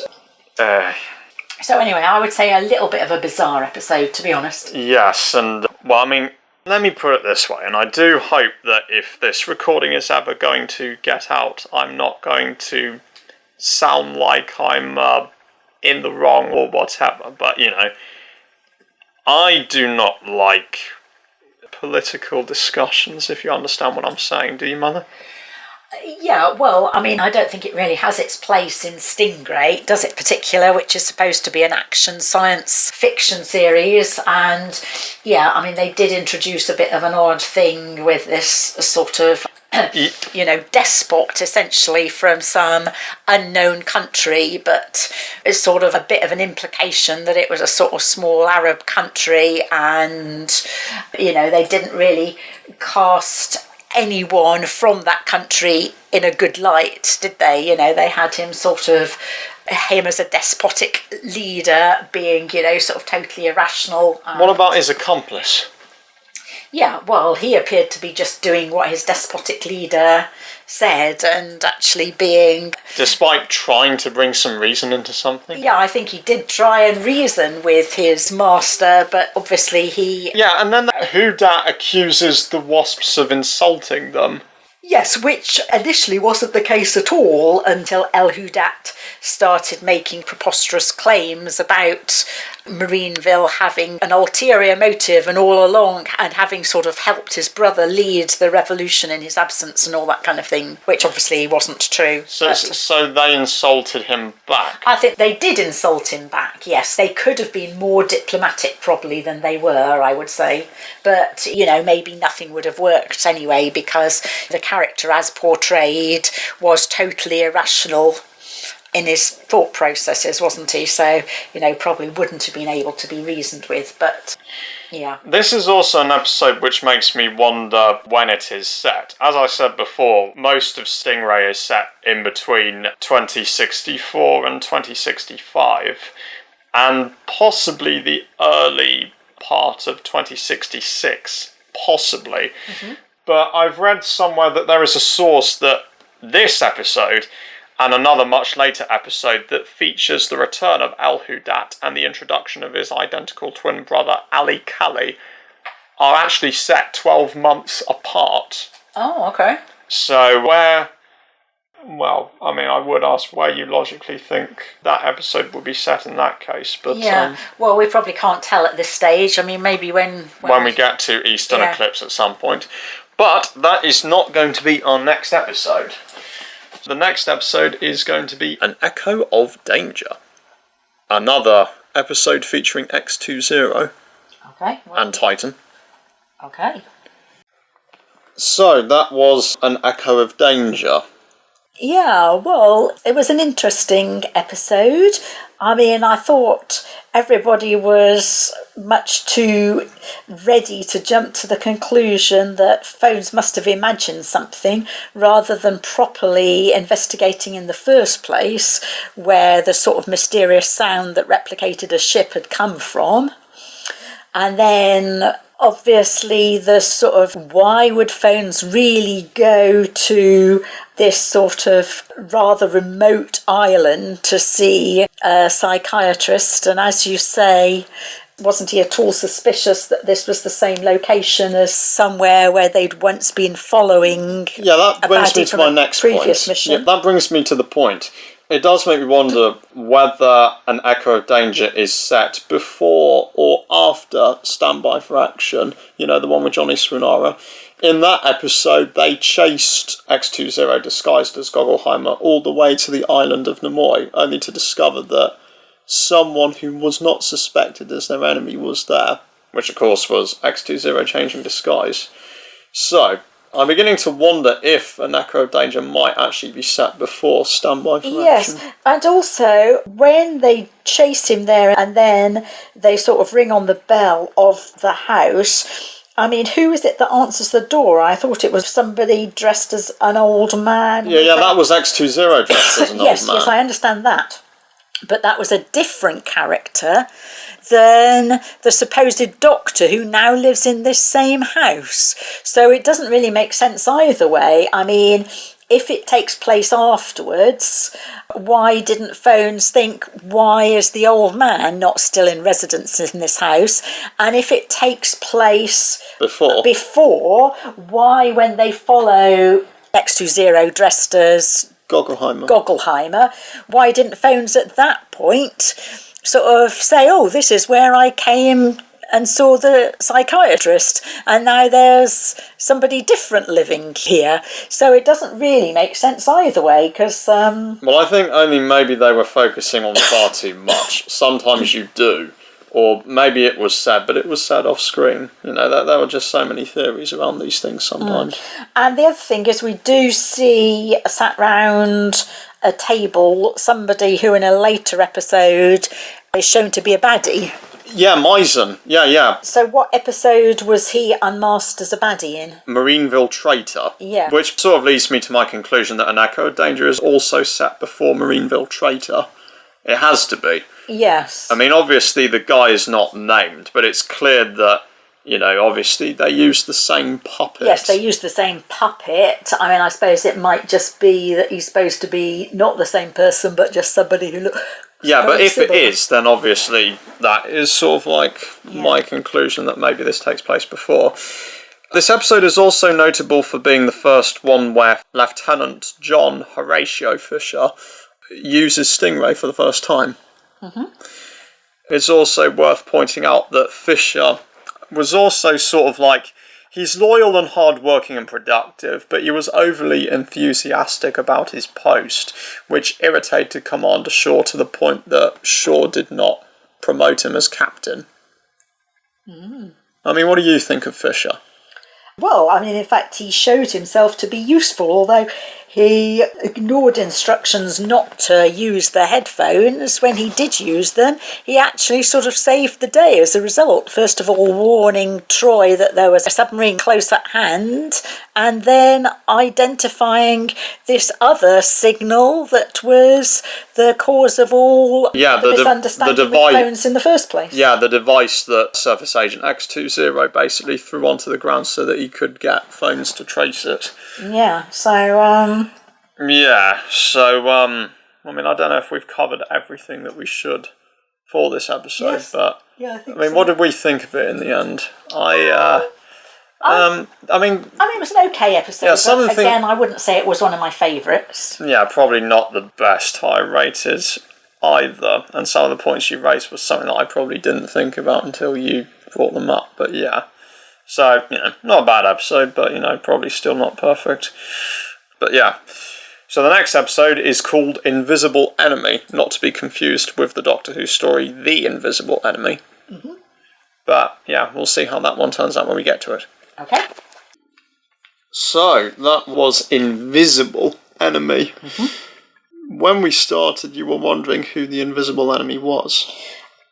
Yes, and now I know it was some kind of hypnosis that was activated by somebody under hypnosis by using a watch and some kind of sound frequency. And fortunately for our heroes, Marina turned out to be immune, as in it didn't work on her, so she was from under the sea. She was able to save the day, so that was very fortunate. Yeah, and then this craft comes along. As usual, they say get rid of it, though to be fair, the craft did fire at Stingray first. Yes, it did fire on it first, but again, they ended up not knowing who it was that was planning the attack, and yeah, no attempt at capture. I mean, obviously it is a bit difficult probably capturing something that was firing at you, but you would have thought they might have aimed just to maybe disable the craft and then go in and see who is there and find out the intelligence for future reference about who was doing what and why. But yeah, so that's our one gripe with the episode. Other than that, it was yeah, I have to say I did think it was quite a good episode. Yeah, definitely good. Well, apart from the ending. But, you know, sometimes I think that's the thing. Sometimes with a story, the rest is good, but then the ending falls flat. Pretty much like how in the Doctor Who story, The Ark in Space, Rogan, a comedic character, suddenly decides out of nowhere that it's his job to sacrifice himself, not the Doctor. Remember that? Yeah, you know, the one with the Wirren. Space Station Nerva. Yes, I do vaguely remember that, yeah. So, you know, sometimes that's just what stories are like. But yeah, not much to say about the Invisible Enemy, was there? No, but yeah, I did think it was good, so yeah. Yeah, apart from the ending. Yeah, apart from the ending, which, yeah. But yes, it was different. Yeah, definitely. You know, there was a logical reason why Marina wasn't affected and everybody else was, and yeah, it was good. Yeah. And the next episode is Deep Heat. Deep Heat. So, we'll see how that one is. Yeah, we will. So that was Deep Heat. Another interesting one, eh, Mother? Yes. So, you know, it was, I mean, a good idea and something a bit different, but there were some sort of things about it that didn't really work quite right. Tell me about it. You know, why, for example, when Troy and Phones could apparently swim back to Stingray without the need for the diving packs because they were good at holding their breaths, did they not all just do that in the first place rather than have our underwater creatures actually sort of hold them at gunpoint and dash off without Troy and Phones having stolen the air packs? Well, obviously they knew the risk if they didn't go without the breathing gear, but I guess when things got too intense, they realised they had no choice. Yeah, but I mean, the other thing is, you know, sort of once Troy and Phones sort of, you know, got back again and biffed our alien sea creatures on the heads.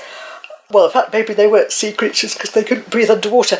But well, they were some sort of sea creatures, but they couldn't. But when they biffed them on the heads, I mean, at that point, they could have taken the air packs back, which they didn't do. So obviously they just sort of thought they could easily get to Stingray. Or, you know, they could have even sort of taken them back and sort of shared the breathing thing as they went across with the two aliens so that everybody got back to Stingray safely. So, I mean, you know, that didn't really make sense.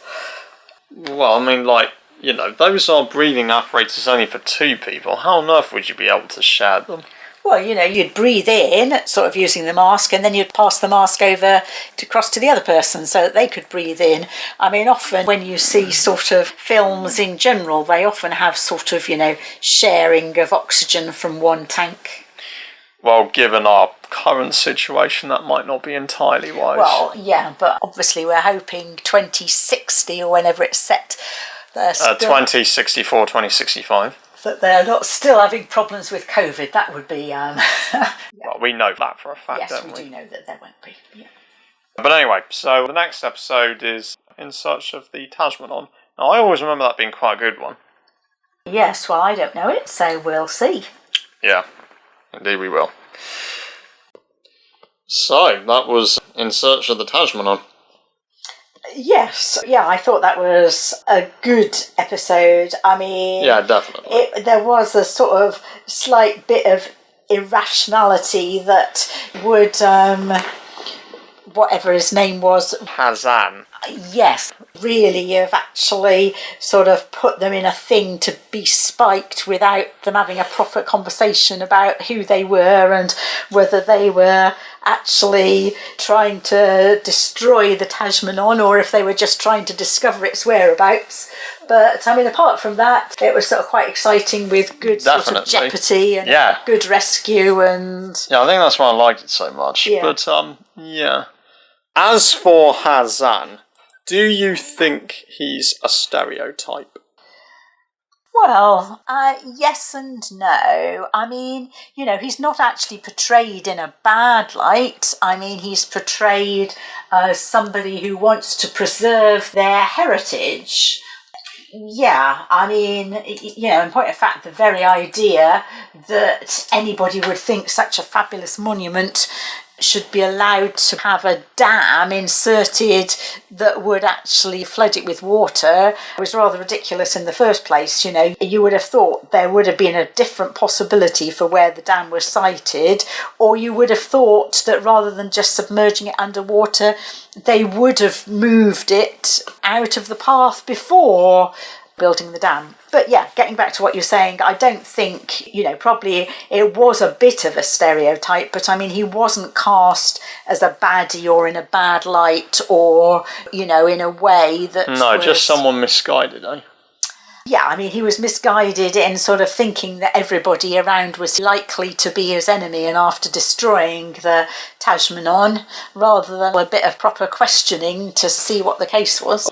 So, yeah, really good episode, In Search of the Tajmanon.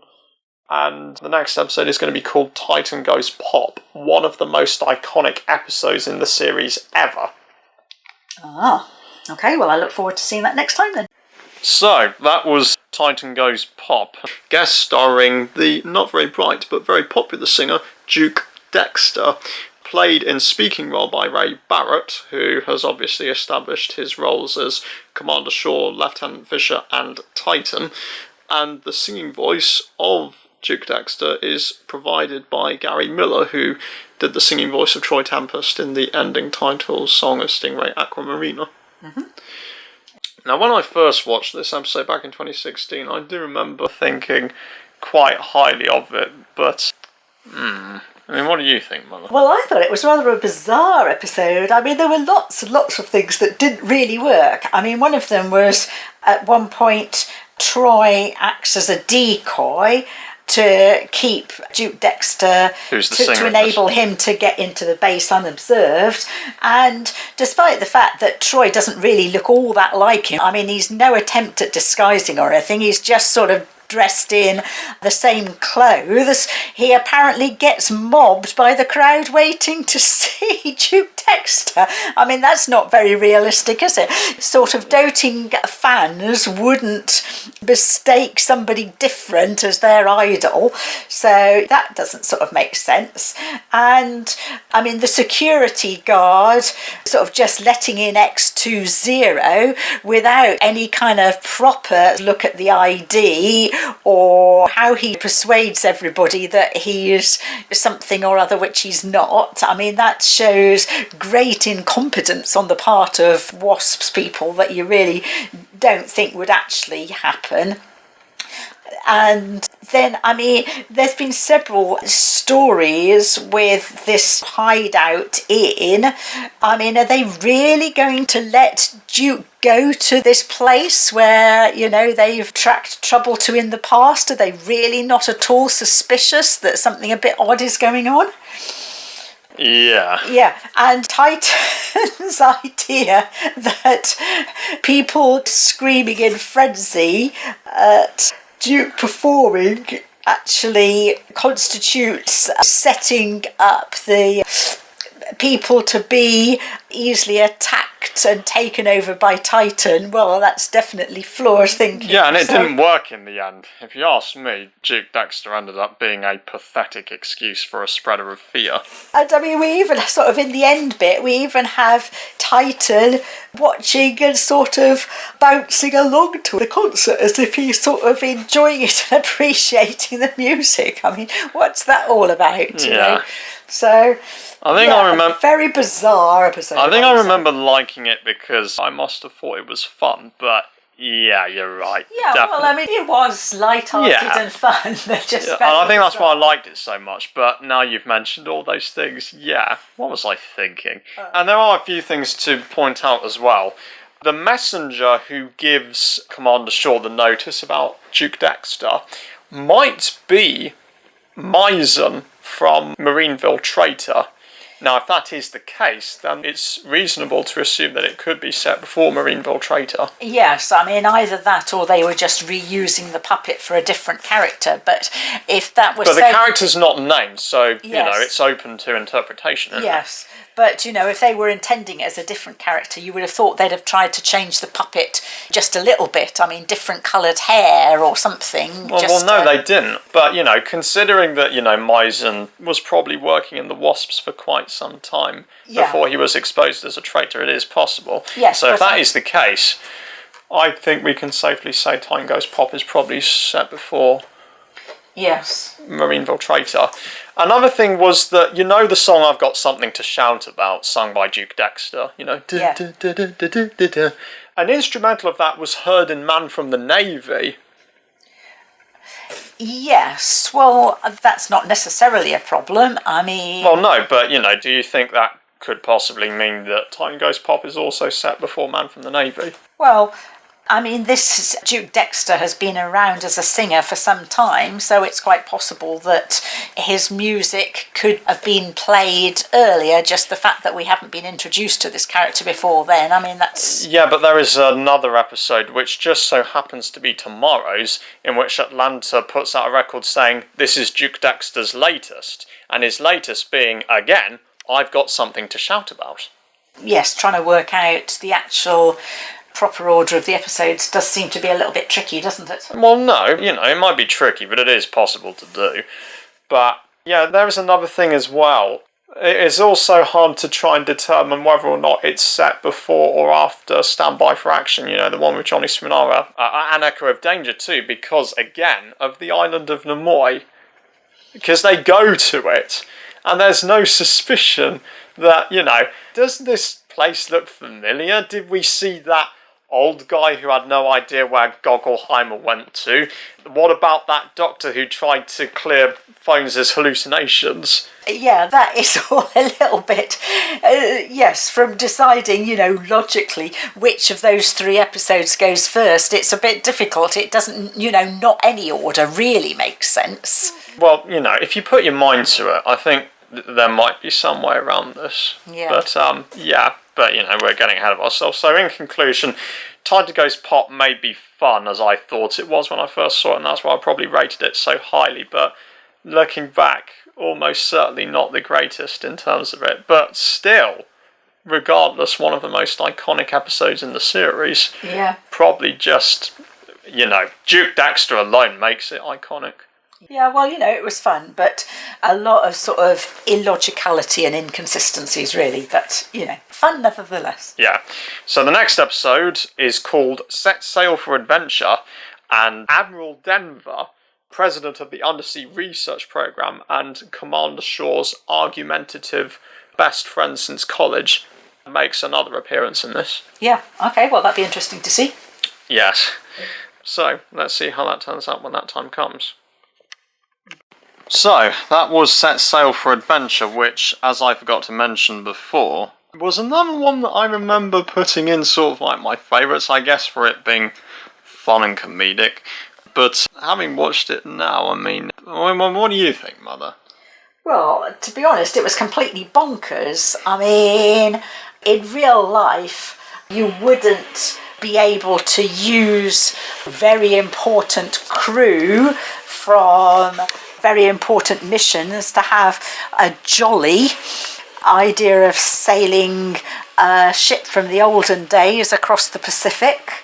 It wouldn't be thought that that was a good use of their resources. And you certainly wouldn't only have a crew of 3. And I mean, obviously, whatever he's called, Admiral Denver. Admiral Jack Denver, Commander Shaw's I naval mean, when he had the bump on the head, he sort of went completely off his rocker and, putting phones and... What's the name of the other crew member? Lieutenant John Fisher. And Fisher, in an open boat, just in the middle of the ocean, without, any food or anything. I mean, the likelihood that Stingray would actually have managed to find them and successfully rescue them would, in real life, obviously be incredibly remote. And then that another jab on the head would actually get Denver to recover his memory.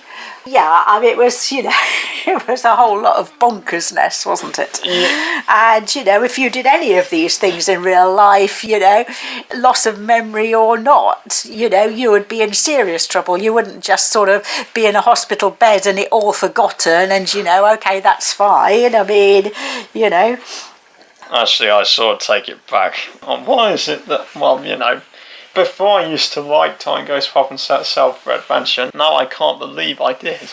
Yeah, well, I mean, they're still sort of fun episodes, but maybe that's why I like them so much. But they are both sort of ridiculous and bonkers, and even for a sort of science fiction series, just sort of totally way off the scale with regard to could this really happen? But yes. So then, of course, there is the elephant in the room, which is the fact that, as I mentioned before, also. When Commander Shaw and Admiral Denver argue about that film that put Commander Shaw to sleep, which was quite funny. Made him doze off in the first place. Yeah. When that was happening, Troy and Atlanta did a little dance to I've Got Something to Shout About, performed by Duke Dexter. And she said very clearly, it's Duke Dexter's latest. So, does this mean Set Sail for Adventure is set before Titan Goes Pop? Yes, well, I mean, it could be either way round. I mean, she could still be saying it's his latest, even if it had been out for a little while. So why is she telling Troy that? But yes, I mean, you would think Troy would probably know, since he was at the concert where it was, recently played. Yeah, so maybe that way round is more sensible. Yes. So there's not really that much to say. The next episode will hopefully be a much more exciting one. It's called Tune of Danger, which again is something that we'll have to see if we can decipher continuity-wise, because the Tune of Danger in question was played by the Hepcats in Raptures of the Deep. Oh, right, okay. I mean, I guess it's a minor quibble or something like that, and that maybe they used something that was so much alike, but, we'll see how that one is. Again, I remember it being quite a good one. Yeah, okay, well, we'll see that next time then.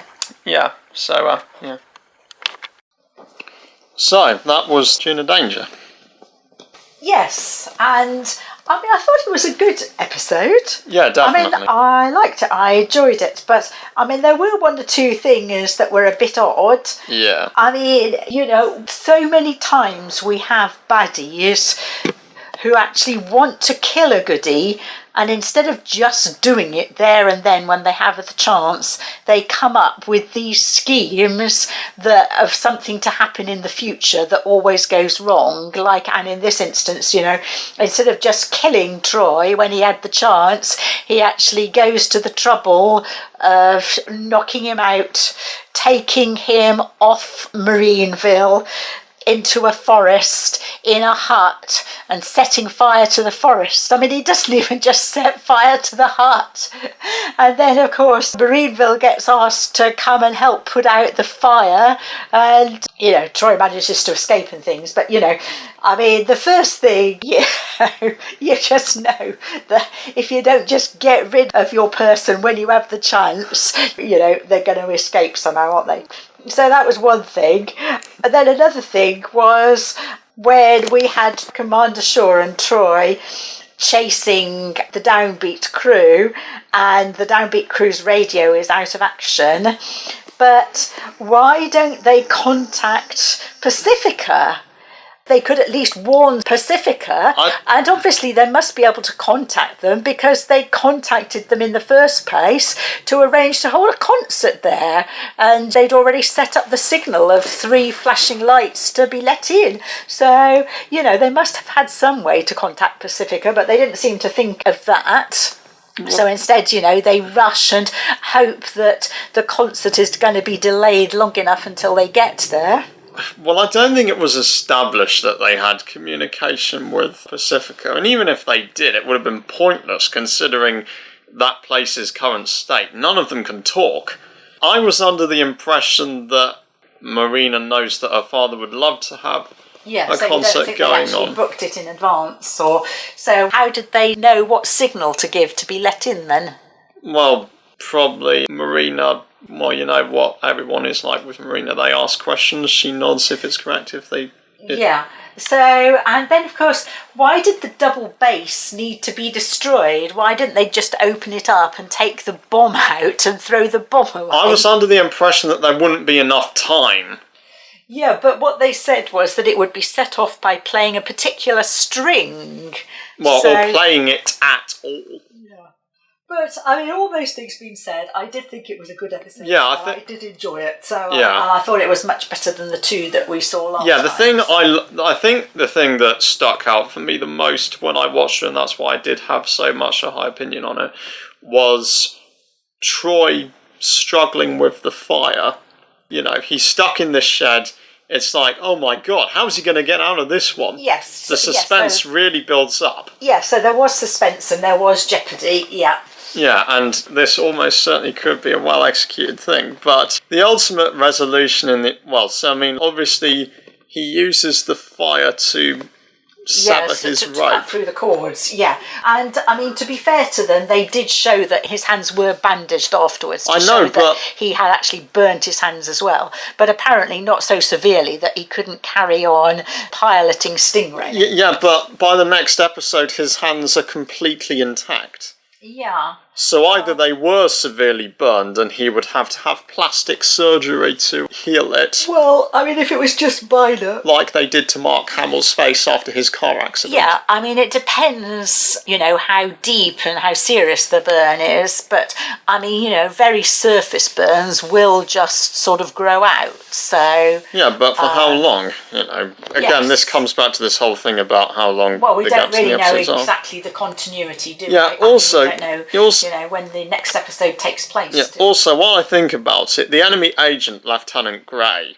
who's working for X-20, Titan's surface agent, he tells the god he's kidnapping Troy. Yes, well, he doesn't say he's... he did. He said he's kidnapped somebody. Did he say he'd kidnapped he did. somebody? Yeah, but, I mean, despite the fact that it's often a good tactic to tell the truth, but in a voice that sort of implies you're just making a joke so that they think the idea is so ridiculous that they don't check. But even so, you would have thought that the guard would just have lifted the blanket. I mean, he was hardly hidden, was he? I mean, why wasn't he in the boot, for example? That would have seemed a much more sensible place. Yeah, that's the point. Him. Anyway. Yeah, that was a pretty good episode. I should also make a note here that the tune that they play in this, that was previously played in Raptures of the Deep. The Hepcats. Right. They had that played. Right. But that wasn't the one that the band was supposed to have made up, was it? Yeah, it was. It was. Okay. So either the Hepcats theme is purely coincidental, or this indeed does take place before Raptures of the Deep. Yeah, so we don't really know the answer to that, do we? We also don't know at what point Troy and Marina and Atlanta are in their relationship. Yeah, well, one notices, always the case. Well, I've noticed before, we have Troy in the middle with Atlanta on one side and Marina on one side when they're sat at the concert, and then, phones and Commander Shaw are sort of at the other end. Why isn't it that sometimes, phones might be sat between them, but it's always the case. I've noticed before, he always has one of them on each side of him, doesn't he? So, yeah. That's... Yeah, well, maybe this just so happens to be set before Raptures of the Deep.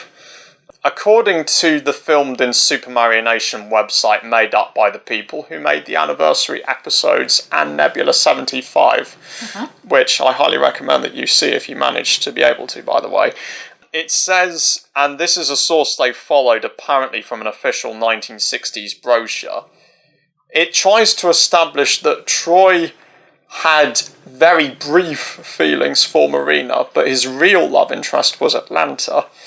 Personally, that sounds like rubbish to me. Clearly, he's conflicted, whatever excuses he tries to make. Yeah, well, he clearly has a great sort of fondness for both the ladies, doesn't he? Yes. And, yeah. So, yeah, I don't know who wrote that brochure, but I'm sorry, that's a load of codswallop, in my opinion. Just like the possibility that the Black Phantom in Thunderbird 6 is the Hood's son, not the Hood himself. And some people are like, well, clearly his fate in Thunderbirds ago was fatal enough. Well, what about all this other countless near-fatal fates in the TV show? Is that any different? It also doesn't make sense as to how the Hood survives. He just does. But my point is that in the same way as I think the Black Phantom is definitely the Hood, Troy Tempest is definitely conflicted, no matter what excuses he tries to make. Yes, I think. Which will ultimately come to a head in the upcoming Marineville Falls, but, that's a story for a different time. Yeah. Anyway, enough about that. So the next episode after this is going to be Rescue from the Skies. Rescue from the Skies. In which Lieutenant, or Lieutenant if you're American, John Horatio Fisher, Lieutenant Fisher. Yes, I know who he is, yeah. The loyal, hard-working and productive, but overly enthusiastic man. He gets a significant part in this. Okay, well, that'd be interesting to see. We already saw him co-pilot Stingray in An Echo of Danger, but here he gets severely tested. Either way, one of the reasons why he was never promoted to captain was because his enthusiasm often irritated Commander Shaw. Ah, okay. Well, at least that's what official sources say. Yeah, well, let's see what this episode is like then. Yeah. So, that was Rescue from the Skies, and what a scrape Lieutenant Fisher got himself into in the end. Yes, so there were some interesting aspects to it. It was interesting at the start that there was a scenario which we were initially led to believe was true, where it seemed like Fisher and Phones and Marina all were going to be lost, and then it turned out that it was a simulator. So that was a good bit of great start tension to the episode. and jeopardy. Definitely. Then, of course, we have Fisher actually going out on the training exercise. The final training exercise. Which is rigged by Titan's surface agent X-20. Yeah, and we have yet another case of, when you're trying to finish somebody off. So why on earth didn't X-20 just use his craft and fire one of his missiles at Stingray to destroy it when he had it at his mercy, rather than put a bomb on the outside of Stingray and then set a very long timer so that there was plenty of time for them to organise a rescue to come and rescue them, which of course is what happened. So that was kind of interesting. We also had the fact that apparently there were no two-person aircraft. So the way the rescue happened was that a very expensive jet just crashed into the sea and exploded while Troy jumped out and rushed to the rescue. So that was a little bit sort of bizarre, but there were some interesting aspects to it, but but it's still quite flawed. I think my only explanation for X-20 not doing what you suggest, I guess he feared of the consequences, possibly. Maybe there was a danger that if he wasn't inconspicuous enough, the wasps would have found out the truth sooner and they would have caught him. Yeah, maybe. But yeah, probably not that bad episode, actually. No, I didn't like it as much as the one that we watched. Tuna Danger? Yeah, Tuna Danger. No, probably not. I thought the opening was, really good with sort of good jeopardy and tension. But the rescue, it just sort of seemed to be a little bit slow-paced, I would say. But like in Thunderbirds? Yeah, I quite like in Thunderbirds. Yeah. Though even then they try. I think it's an attempt to sort of create the suspense. Yeah, I know they were trying to create suspense and tension. But yeah, I'm just giving you my view. And what about Lieutenant Fisher? How do you think he did in this situation? Yeah, well, I think he did fine. I mean, obviously quite a lot of the skill was attached to Phones, who was obviously, giving all the information about where the thing was that needed to be fired at and stuff. Yeah, but like I said before, according to one source, the reason why Lieutenant Fisher was not promoted as captain for any of the good stuff he did was because, well, one of the reasons was because Shaw was irritated by his enthusiasm. His overly enthusiasm. I mean, in this episode, I wouldn't say he did appear to be overly enthusiastic, and it could just be that there was no vacancy. I mean, you can't have everybody as a captain, can you? I mean, you have to have some people as being led by the captain, so... Yeah, despite his problems, it's still not that bad. I think, if you want to see Lieutenant Fisher in action, this is your best bet. Yep. Like I said, granted he does have some sort of action and an echo of danger, but it's obviously not as significant sort of part, is it? Yeah. So anyway, the next episode, if I just check on my DVD box set, is going to be... Just need to move that disc out of the way. The Cool Caveman. The Cool Caveman. It might be the Cool Caveman if this is spelled wrongly, but Yeah. Well, either way, so that's what it's going to be all about. Yeah, well, we'll look forward to that then. It might end up being one of those dream episodes again. Okay, well, we'll find out when we come to it. Yeah. So, that was the Cool Caveman, which, as I said before, I said might be one of those dream episodes, and it was. Yes, well... I'm not sure that I really like or really see the point of dream episodes. I mean, there wasn't really any reason why it couldn't actually have been an actual episode. Why have it as a dream episode? Yeah, that's the point. So, story itself, well, I mean, it was okay, I guess. There was a bit of sort of build-up of tension with...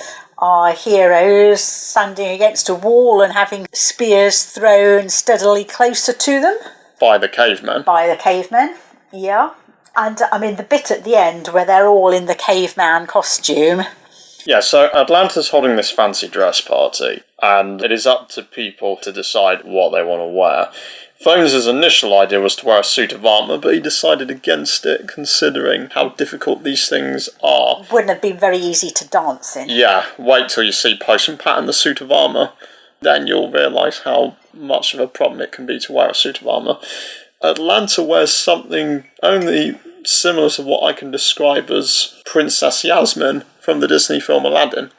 Yeah, that kind of part of the world. I mean, something that you might actually wear if you were in a harem, for example. Yeah. What Fisher was going to wear in the end, I don't know. And the commander, well, they seemed a little bit conflicted about what they were.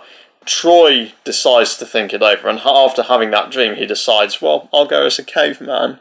And then when he gets there, it turns out that all of the other men, Fisher, Commander Shaw, and Phones, are all dressed as cavemen. Yeah, with the exception of Admiral Denver, who makes a cameo in his sailor's suit from Set Sail for Adventure. Yeah, I have to say, I knew as soon as they started talking about their costumes being top secret that they would all go as cavemen. I predicted that. Did you? So... interesting. Yeah.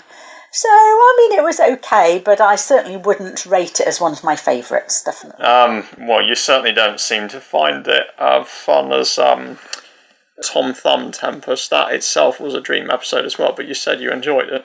Yes, yeah. Compared to this.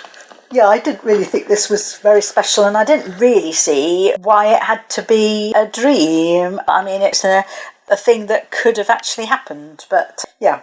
Anyway. Yeah, well. Yeah, not one of the best in my view, but, it was okay. Yeah, probably not one of the best. Granted, some funny moments probably, but yeah. Anyway, so the next episode is going to be A Nut for Marineville, which might be a surprisingly unique one. Okay. But we'll see that for ourselves. No. So, that was A Nut for Marineville, wasn't it, Mother? Yeah, and I have to say I did think that was a good episode, a very good episode. Yeah, I told you it'd be unique. There were certain things, I mean, I objected to the fact that when we see our heroes relaxing, they're all smoking cigars, and then again they're all smoking cigarettes. I mean, all of them appear to be sort of chain smoking, but I guess that was just to do with when the series was made. This was a 1960s show. I mean, if they were doing it now, they obviously wouldn't do that. But yeah, I mean, I do regard that as a shame, but I mean, it can't be helped because, as you say, it just shows the time it was made. But yeah, I mean, the story I thought was good, and they had some sort of light-hearted moments with the idea of the scientists keep hearing the not particularly polite things they were saying about him, but at the end, it being acknowledged that everyone had their role in saving the day. What did you think of our so-called villains? Yeah, well, they were, I mean, again, it's sort of never really very clear why it is that, all these people want to destroy Marineville. Other than the fact that they might be acquaintances of Titan, and when I say acquaintances. Yeah, well, presumably the story has spread, and the idea of the subterranean people is that the Terranians are their enemies. I mean, it's a shame that, there's not a bit more dialogue going on. But, I mean, they were quite good looking, weren't they? I mean, they looked a bit different. I like the fact that they had these kind of sort of spots on their necks kind of thing, and they're sort of the sticky out finny bits that made them look quite interesting and distinctive. It's also interesting how their craft is not easily destructible. Yeah, I mean, so how did they create this metal? I mean, that would require very great scientific skills, and that's not explained, but, that's... But, I mean, it was still sort of interesting, and it was a sort of race against time, and there was a good bit in the middle when it appeared that maybe it was all in vain and our scientist had been blown up and things. I mean, I have to say, I did have a sneaking suspicion about the fact that the building he was in would get blown up. Professor Bourgogne. Yes, when he started talking about nothing within a mile, everybody staying away, etc. I mean, that immediately said to me, now why is he asking this? He must have some plans. But yeah, no, I thought it was a good episode. It was exciting. There was some jeopardy and tension. Yes, indeed. And it was a bit different. So yeah, it was good. Yeah. Yes. Trapped in the Depths is next, followed by Eastern Eclipse, which sees the return of El Hudat and the first appearance of his identical twin, Ali Kali. Way! Can't wait for that. There's A Christmas to Remember, and then there's the Lighthouse Dwellers, and there's Aquanaut of the Year. So 5 more episodes. Very good. Yeah. Okay. So, let's see how all that turns out. Apologies for the noise in the background, if you can hear it. That's Storm Anise outside. Anus, or whatever it is. Yeah. Eunice. Eunice, I think is how they're saying it. Yes. So, apologies if you hear some in the background. So, that was Trapped in the Depths, wasn't it, Mother? It was, yes. So, yeah, I think it was quite a good episode. Yeah. I mean, again, there were a few oddities about it. I mean, okay, I get the point that the Professor, our baddie... Professor Cordo. Yeah, he was getting Atlanta to do what he wanted and not let Troy know what was going on by having rigged a gun that was going to fire at Troy if she tried to give him any information. But the point is, why on earth didn't she actually tell Troy as soon as he came in, before he sat down in the chair where the gun was? I mean, as soon as he came through the door, she should have immediately said, it's a trap, don't sit in that chair, there's a gun under the table. Well, because I think the idea is that the Professor would have immediately killed Troy if Atlanta did anything. Or maybe he'd kill her if, Yeah. Troy, you're in danger! Bam! Dead. I think that's the idea. Yeah, but he didn't have a gun in his hand, did he, at that point in time? Well, maybe he had one hidden somewhere. You think he might have had one concealed in his clothes? Well, you never know. Maybe, yeah.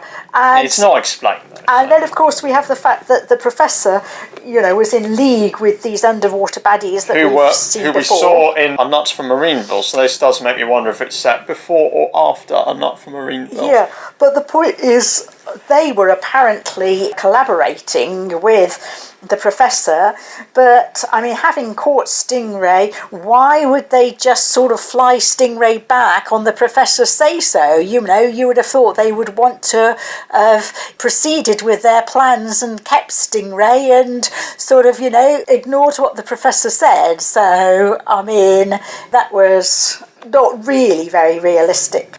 I thought those aliens were going to do what the Invaders did in the Invaders, which was, basically take Stingray back, get into the control tower and make an invasion. Yes, or sort of certainly use the powerful vehicle that it was to cause damage or havoc or something. But yeah, so I don't know exactly what the plan was, but they were apparently willing to just abandon it when the Professor told them to, when, he was caught by Troy and company. So yeah, but like I said, they appeared before in A Nut from Marineville, and after their ship was partially destroyed, they were arrested. So in fact, they've got it in the wrong order, haven't they? Yeah, because they were imprisoned by this point. Either they were the same aliens, or maybe they were aliens from the same race. I suppose they could have been aliens from the same race, yes. We didn't really see, perhaps, if they were exactly identical. But yes, our guess is that they actually used the same puppets, and whether or not they were supposed to be the same two people or not wasn't really made clear, but they certainly did look very similar, didn't they? Assuming that they are, is it reasonable to assume that Trapped in the Depths is set after A Nut from Marineville or before it? It would then have had to be before, wouldn't it? Because the baddies were... If they were the same baddies. If they were the same baddies, they would be in prison in Marineville, wouldn't they? And they wouldn't have been able to be involved in this enterprise. But, maybe all this particular race, they look very similar, and maybe there was just supposed to be two more Subterraneans from the same race. So, we can't really be sure either way. Yeah, so Trapped in the Depths, like you said, not that bad episode. No, I thought it was quite good, but, as is often the case, there's a few little bits that you look at and say, well, that wasn't really quite logical, but, Yeah, overall good episode. Well, not bad episode, Trapped in the Depths. And next one, Eastern Eclipse. Yeah, featuring the return of El Hudat and the introduction of his identical twin brother, Ali Kali. Way, can't wait for that, considering what they are. Yeah, well, we'll have to see what we think. Yeah, thanks for listening.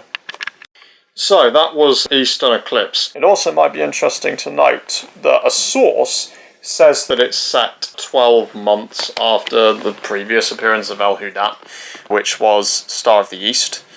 And also this is the introduction of Ali Kali, who is El Hudat's identical twin brother. Both of them, I assume, are from the same country, which, by the way, if I made a mistake, I'm going to address it now. Although on the flag of their country it says EH, which is the initials of El Hudat, the name of their country is actually Hudatvia. Yes, well, I think that sort of makes sense. The country wouldn't be named after a person from both the point of view of the first name and the second name, would they? It's more likely to be... so I don't think that was really a problem. I do regard it as a bit of a problem at the end that, because they were identical twins, they couldn't tell who was who, and they both claimed to be the one that should not be in jail, that they apparently just left them both in jail. Well, that's obviously not a very satisfactory solution, is it? And not one that would be permitted by, Yeah, well, let's just hope that Hudatvia now has better politicians than those guys. guys. Yeah, well, obviously they were both portrayed not really as goodies, but as you said previously, the whole thing, I mean, you know, they were both not portrayed in a very good light and were also portrayed as a bit of a racial stereotype. So, Do you think, well, again, I don't want to get into a political discussion, but do you think it's a harmful one for the Arabs? Do you think they're trying to say all Arabs are like that? Well, I'm sure they're not, but yes, I mean, it's not really helping to create a positive stereotype, you know, in that regard, is it? Yeah, well, I guess El Hudat's henchman, because, you know, in Star of the East, he objected a lot to some of the things that El Hudat was trying to do, but Hudat being the overbearing man that he was, the guy complied despite his objections. Yes, and I mean, we did have a very brief appearance of this henchman in this episode, but he didn't really play a role at all, apart from getting knocked out, did he? By X20. And so, yeah, big surprise, these Arabian stereotypes are now working for Titan, or more technically, his service agent X20, who makes two disguises in this. One is this guy who rides this plane at the beginning, which, if that didn't inspire Gerry Anderson to have the Tiger Moth in Thunderbird 6, I don't know what did. But, you know, X20 impersonated the pilot of that. Yeah, and then we also had him as the lawyer, didn't we? Yeah, although it is surprising that considering that X20 speaks in what I can only call his normal voice, which Robert Easton, the actor who played him, and phones, based off Peter Lorre. Oh, okay. You can see the interview about that for more details.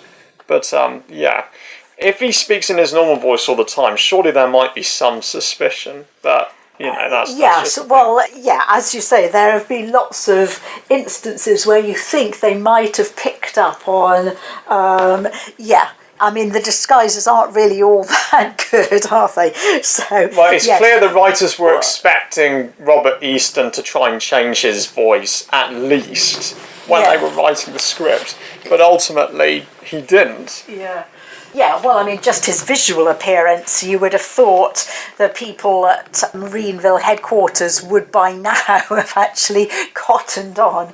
But, yeah, anyway. Yeah. And, I mean, you would have thought that, which one was it, the one that was in the aeroplane with him, you would have thought he would have recognised him as the lawyer. I mean, he didn't look very different as the pilot and as the lawyer, did he? Who are you trying to say is trying to recognise the lawyer? The person who was in the aeroplane. Ali Kali. Ali Kali, yes. He said, I think I've seen you somewhere before. Yeah, never mind that. Yeah, but he should have persisted with that, and he should have immediately said, oh, this is the pilot of the plane who just jumped out and left me to crash. But, yes. yeah. But, yeah, as for the episode itself... Yeah, well, it was sort of a bit quite light-hearted, but I wouldn't really say even it was if it shouldn't be because of these characters featured in the first place. I wouldn't say it was one of my favourites, to be honest. Yeah, much like Star of the East. Yeah. Did you get what Titan and those Arab stereotypes were trying to do? Well, the plan seemed to be to have a puppet ruler back in Hudatvia, and that they would somehow be able to control him, and that would somehow help them to capture more Turanian parts of the world. But I mean, I think the plan was probably flawed anyway, because I'm not sure that whichever of the brothers it was that was sort of in power in Hudatvia at the time would actually really have complied and acted as a puppet anyway. I mean, all the implications of all the things we saw about either of the brothers was that they wouldn't comply with that anyway, so... No. So, yeah. Well, anyway, that will be the last time we see those two people. Yeah. There wasn't actually a difference between the two of them, though. Well, I don't know how to say this, but El and Ali are both very greedy. Both of them seem to take an interest in Marina, except the last time one of them took her and the other just it just kind of happens. So, is there actually a difference between the two of them? No, I mean, to be honest, they seem to be as bad as each other. They're both sort of greedy for power, and they haven't really got very many redeeming characteristics. And it's, they're the only two characters that we see in the series with that ethnicity, and it's not really casting them in a very good light. No. But anyway, I think it's a sign of the times. Yeah, we've had enough of those two characters. The next episode we're going to see is A Christmas to Remember. Christmas to Remember. So, we look forward to that. So, yeah. So, that was A Christmas to Remember, which is the only Christmas-related episode in the history of Stingray. I can't remember how often Gerry Anderson shows had Christmas episodes. I don't think Captain Scarlet had one. Thunderbirds had one, give or take 1 million, which served as the end of the TV show in general. And then you have this. What do you think, Mum? I think I'll ask you first what you think. Yeah, I thought it was quite good. Yeah, definitely very festive. Yeah, it was, a nice touch having this lad who's... this Barry Burns. Yes, whose father had died. We don't get to hear how, but... I think I was under the impression that he'd been killed on duty, in the line of duty, yeah. So he had worked for the Wasps and was in the Wasps orphanage, and this was a Christmas treat for him, and Troy obviously knew how to get Commander Shaw to agree by basically saying in the letter that Barry really wanted to meet Commander Shaw, who was the person to really look up to because he was in charge and stuff.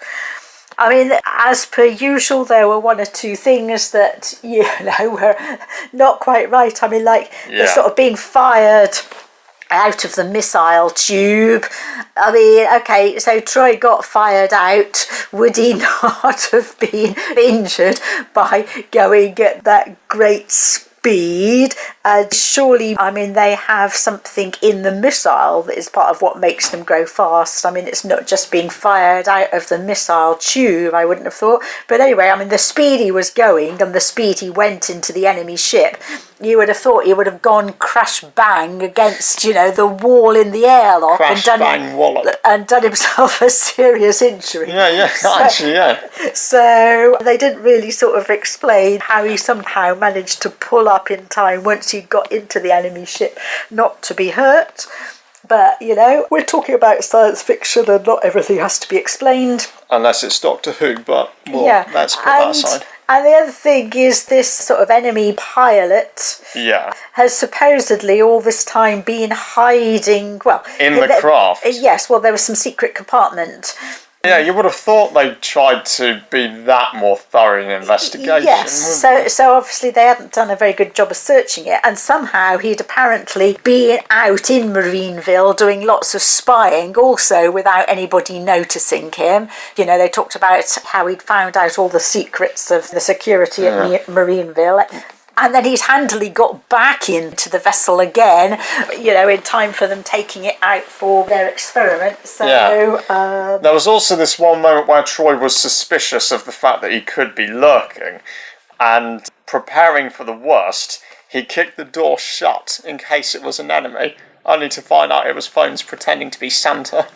Yes, and of course dressing up as Father Christmas was a bit pointless unless the boy was around, and he didn't seem to be around at that precise moment. But anyway... Well, maybe he was going to be later. Yeah. Earlier on in that same... and this raises to my next question. Is this Christmas to Remember Christmas in 2064 or Christmas in 2065? I don't know, how would we know? What would be the different things that would tell us that? Well, obviously, just because Give or Take 1 Million was the only Thunderbirds Christmas special didn't mean it was set sort of like in the first year the show took place. If anything, it's set about 6 months after Thunderbirds I'll Go, the feature film. Yeah. So, A Christmas to Remember, it's also a question to rise in the fact that when Commander Shaw leaves to go and help out with, I think it was the Christmas decorations or something like that, or this big thing, Atlanta expressed some kind of good feeling that she and Troy were alone. Yes, and Troy didn't really respond, did he? He was actually sort of thinking about the enemy submarine, so... Yeah, but, what does that sentiment from Atlanta suggest to you? Well, I mean, that she was happy to be alone with Troy, and, I mean, in that moment, it doesn't look like Troy was really reciprocating it, but I'm not sure that really tells us which year it was. I think Troy had a good reason as to why. Yeah, I mean, he was obviously distracted, and I think essentially Atlanta, she fancied Troy right from as soon as we sort of meet the characters. So, I mean, you can't really tell with the timeline. Or maybe even before, you never know. Yeah, where it was, to be honest. Oh, one other thing, and it's not sort of related to the previous point, is that I was actually quite impressed by the ice skating. Yeah. I mean, they'd done the puppets really well to actually skate on the ice, and it was actually quite realistic, much more realistic than the walking that they managed to achieve. That's the thing that annoyed the creators. They couldn't get the puppets to walk convincingly like a human. Yeah. So, that's why they had them sort of like confined to sort of... I mean, the ice skating was really good. They had them sort of swapping over feet, and then they had them sort of skating on one foot. And yeah, even the filmed in Super Marination documentary, which I highly recommend that you see, boasted this in the credits of this. They say they went from this clip of Twizzle, from The Adventures of Twizzle walking, cut to them doing this. Yeah. And with Troy holding a Lancer going around like this in a circle. Yeah, so they did some very good ice skating moves, and they were actually quite realistic, and I was quite impressed with how they'd got the puppets to do that. So I think to conclude, I think it would make more sense if A Christmas to Remember was set in the Christmas of 2065. At least the characters have had more time to get used to themselves by then. To have character development, yep. Yeah. But despite its flaws, I mean, obviously, if you want a Stingray episode that is festive, this is the best that you're going to get. They didn't make any more Christmas specials after that. Yeah, well, it was good. It was quite fun. Yeah, and, definitely. I mean, Christmas is always a special time of the year. Yeah, not a bad offering, I don't think. No, compared to the Doctor Who Christmas special that came out in 1965. Episode 7 of the Daleks' Master Plan, The Feast of Stephen.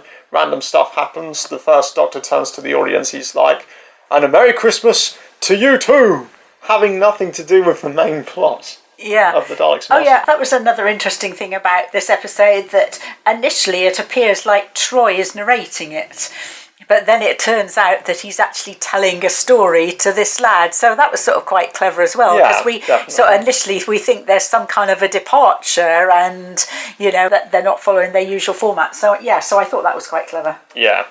But anyway, so the next episode after this is going to be The Lighthouse Dwellers. So that was The Lighthouse Dwellers. What do you think, Mark? Yeah, I thought it was quite good. There were sort of various twists and turns. We had the subterranean people, we had them being convinced, and then not convinced, and then convinced, and then not convinced. It kept sort of going back and forth, didn't it? I mean, according to what had happened.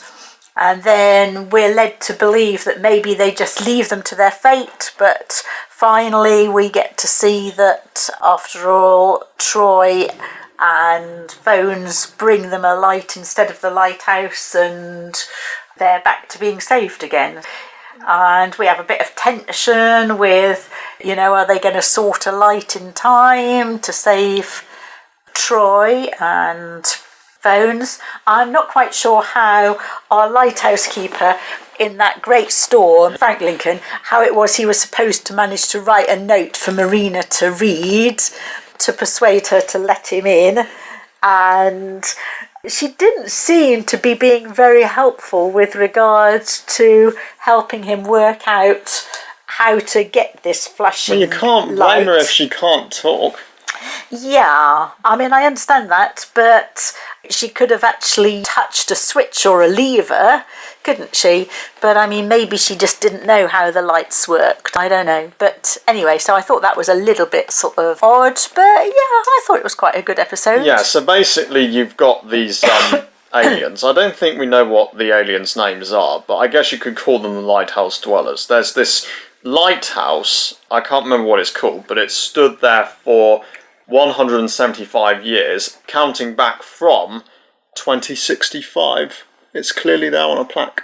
And I know that some people are going to say, well, if you're taking that logic, then why don't you take the logic of when in the Thunderverse episode, give or take a million, it says 2026, even though sources say it's meant to be set in 2067.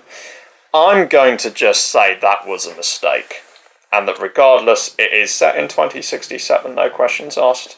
You know, same goes for the rest of the Thunderbird series altogether. A mistake that the people who made the anniversary episodes were clever enough to mock further in one of their episodes. They literally had a 2025 thing on there, but, well, you know, I don't know. The 2020s seem like a too early a time for Thunderbirds.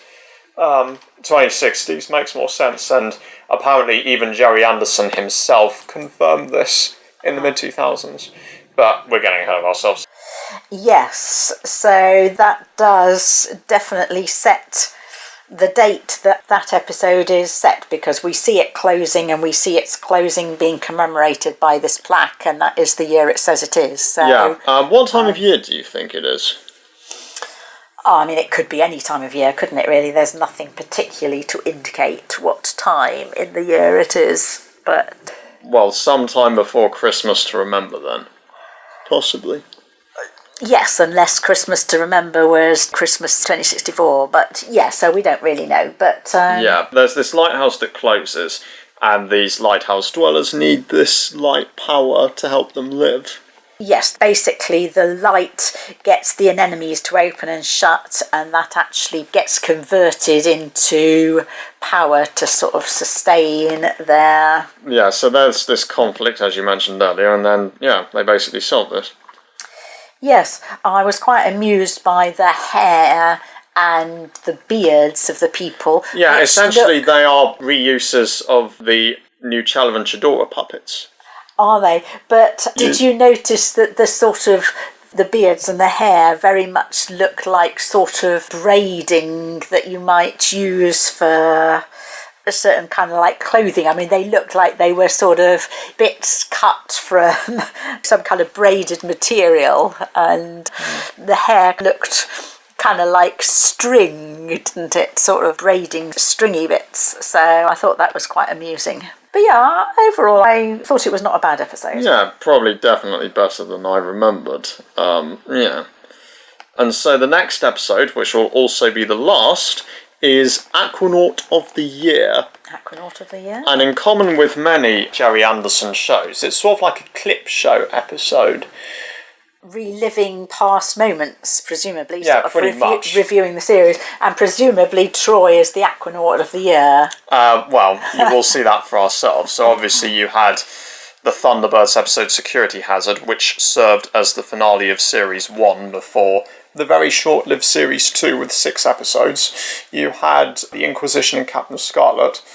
I can't remember what they had for Fireball XL5, but I do know that they celebrated Joe 90's 10th birthday in the show Joe 90, which came after Captain Scarlet. But yeah, it was something that will be interesting to see. Yeah, and bring the series to a conclusion. So yeah, I'll look forward to seeing that. Yeah, so yeah. So that was Aquanaut of the Year, and with that, after 39 episodes, we come to the end. Once Gerry Anderson and the AP Films crew were done with that show, they moved on to Thunderbirds. Yeah.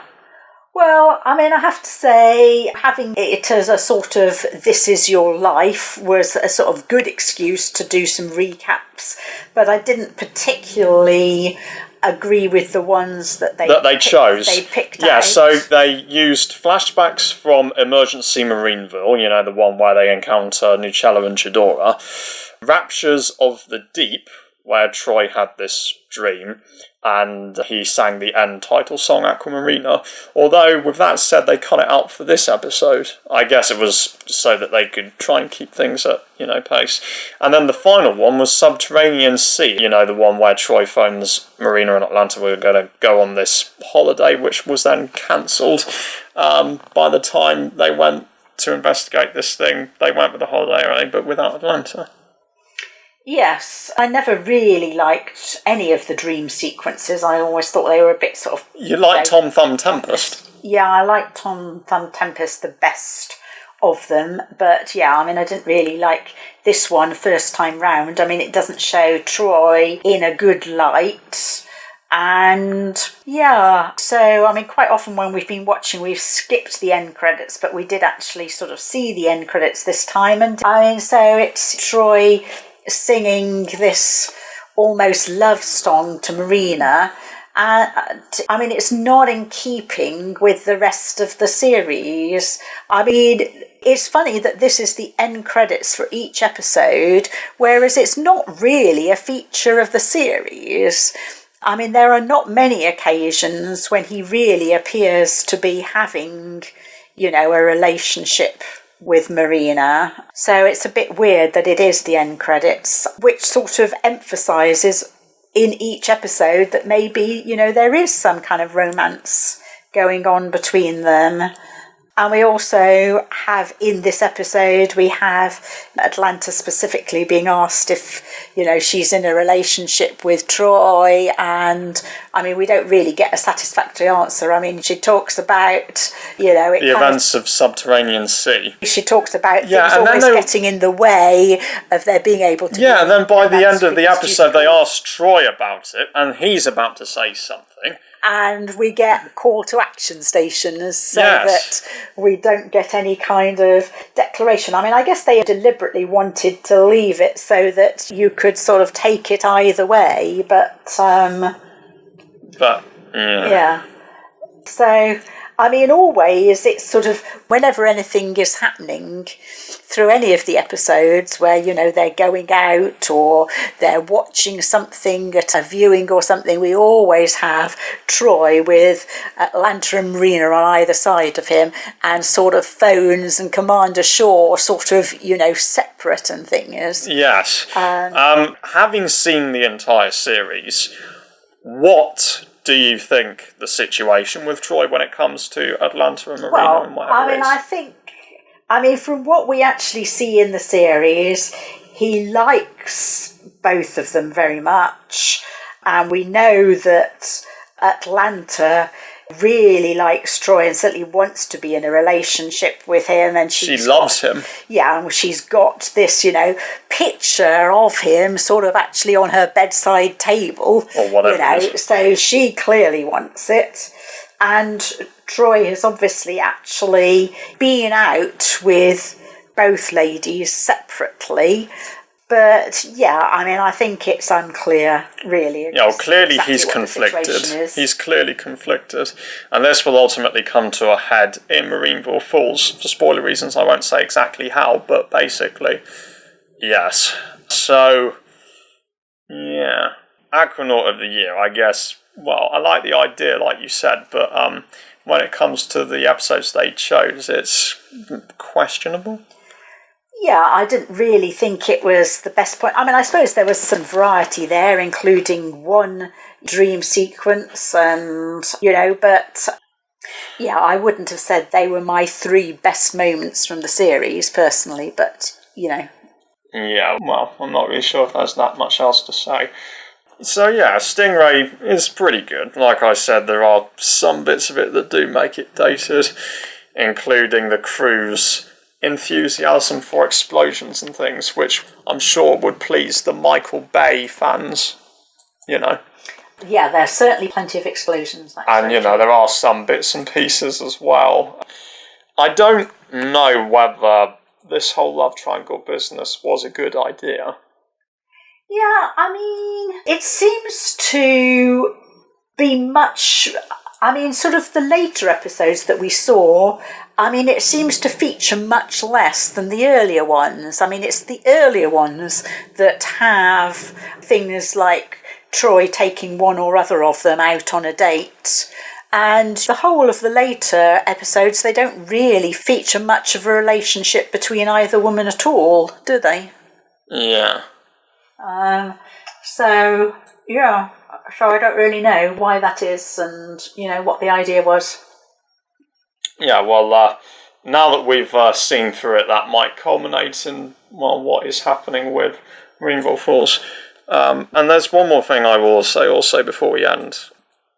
Once we've finished all these recordings, well, I mean, I don't know still whether to make them public or not, but if they are going to be public, or if they are made public now, I hope those listening have enjoyed listening to my mum and I's ramblings. Well, I say that, I mean, there might be some bits that have been cut out. Yeah. Well, I mean, I suppose they have been a little bit long and rambling, haven't they? But yeah, it's been interesting to sort of, think about what our views are and to chat about them, though. Anyway. Yes, and that might culminate in what happens with how things are going with Marineville Falls. But yeah, it's been quite enjoyable actually. Dated in some parts, but I like the general idea of this craft that can do all sorts of things and everything. That's about it. So, thanks for listening. Yeah, excellent. Yeah. Goodbye.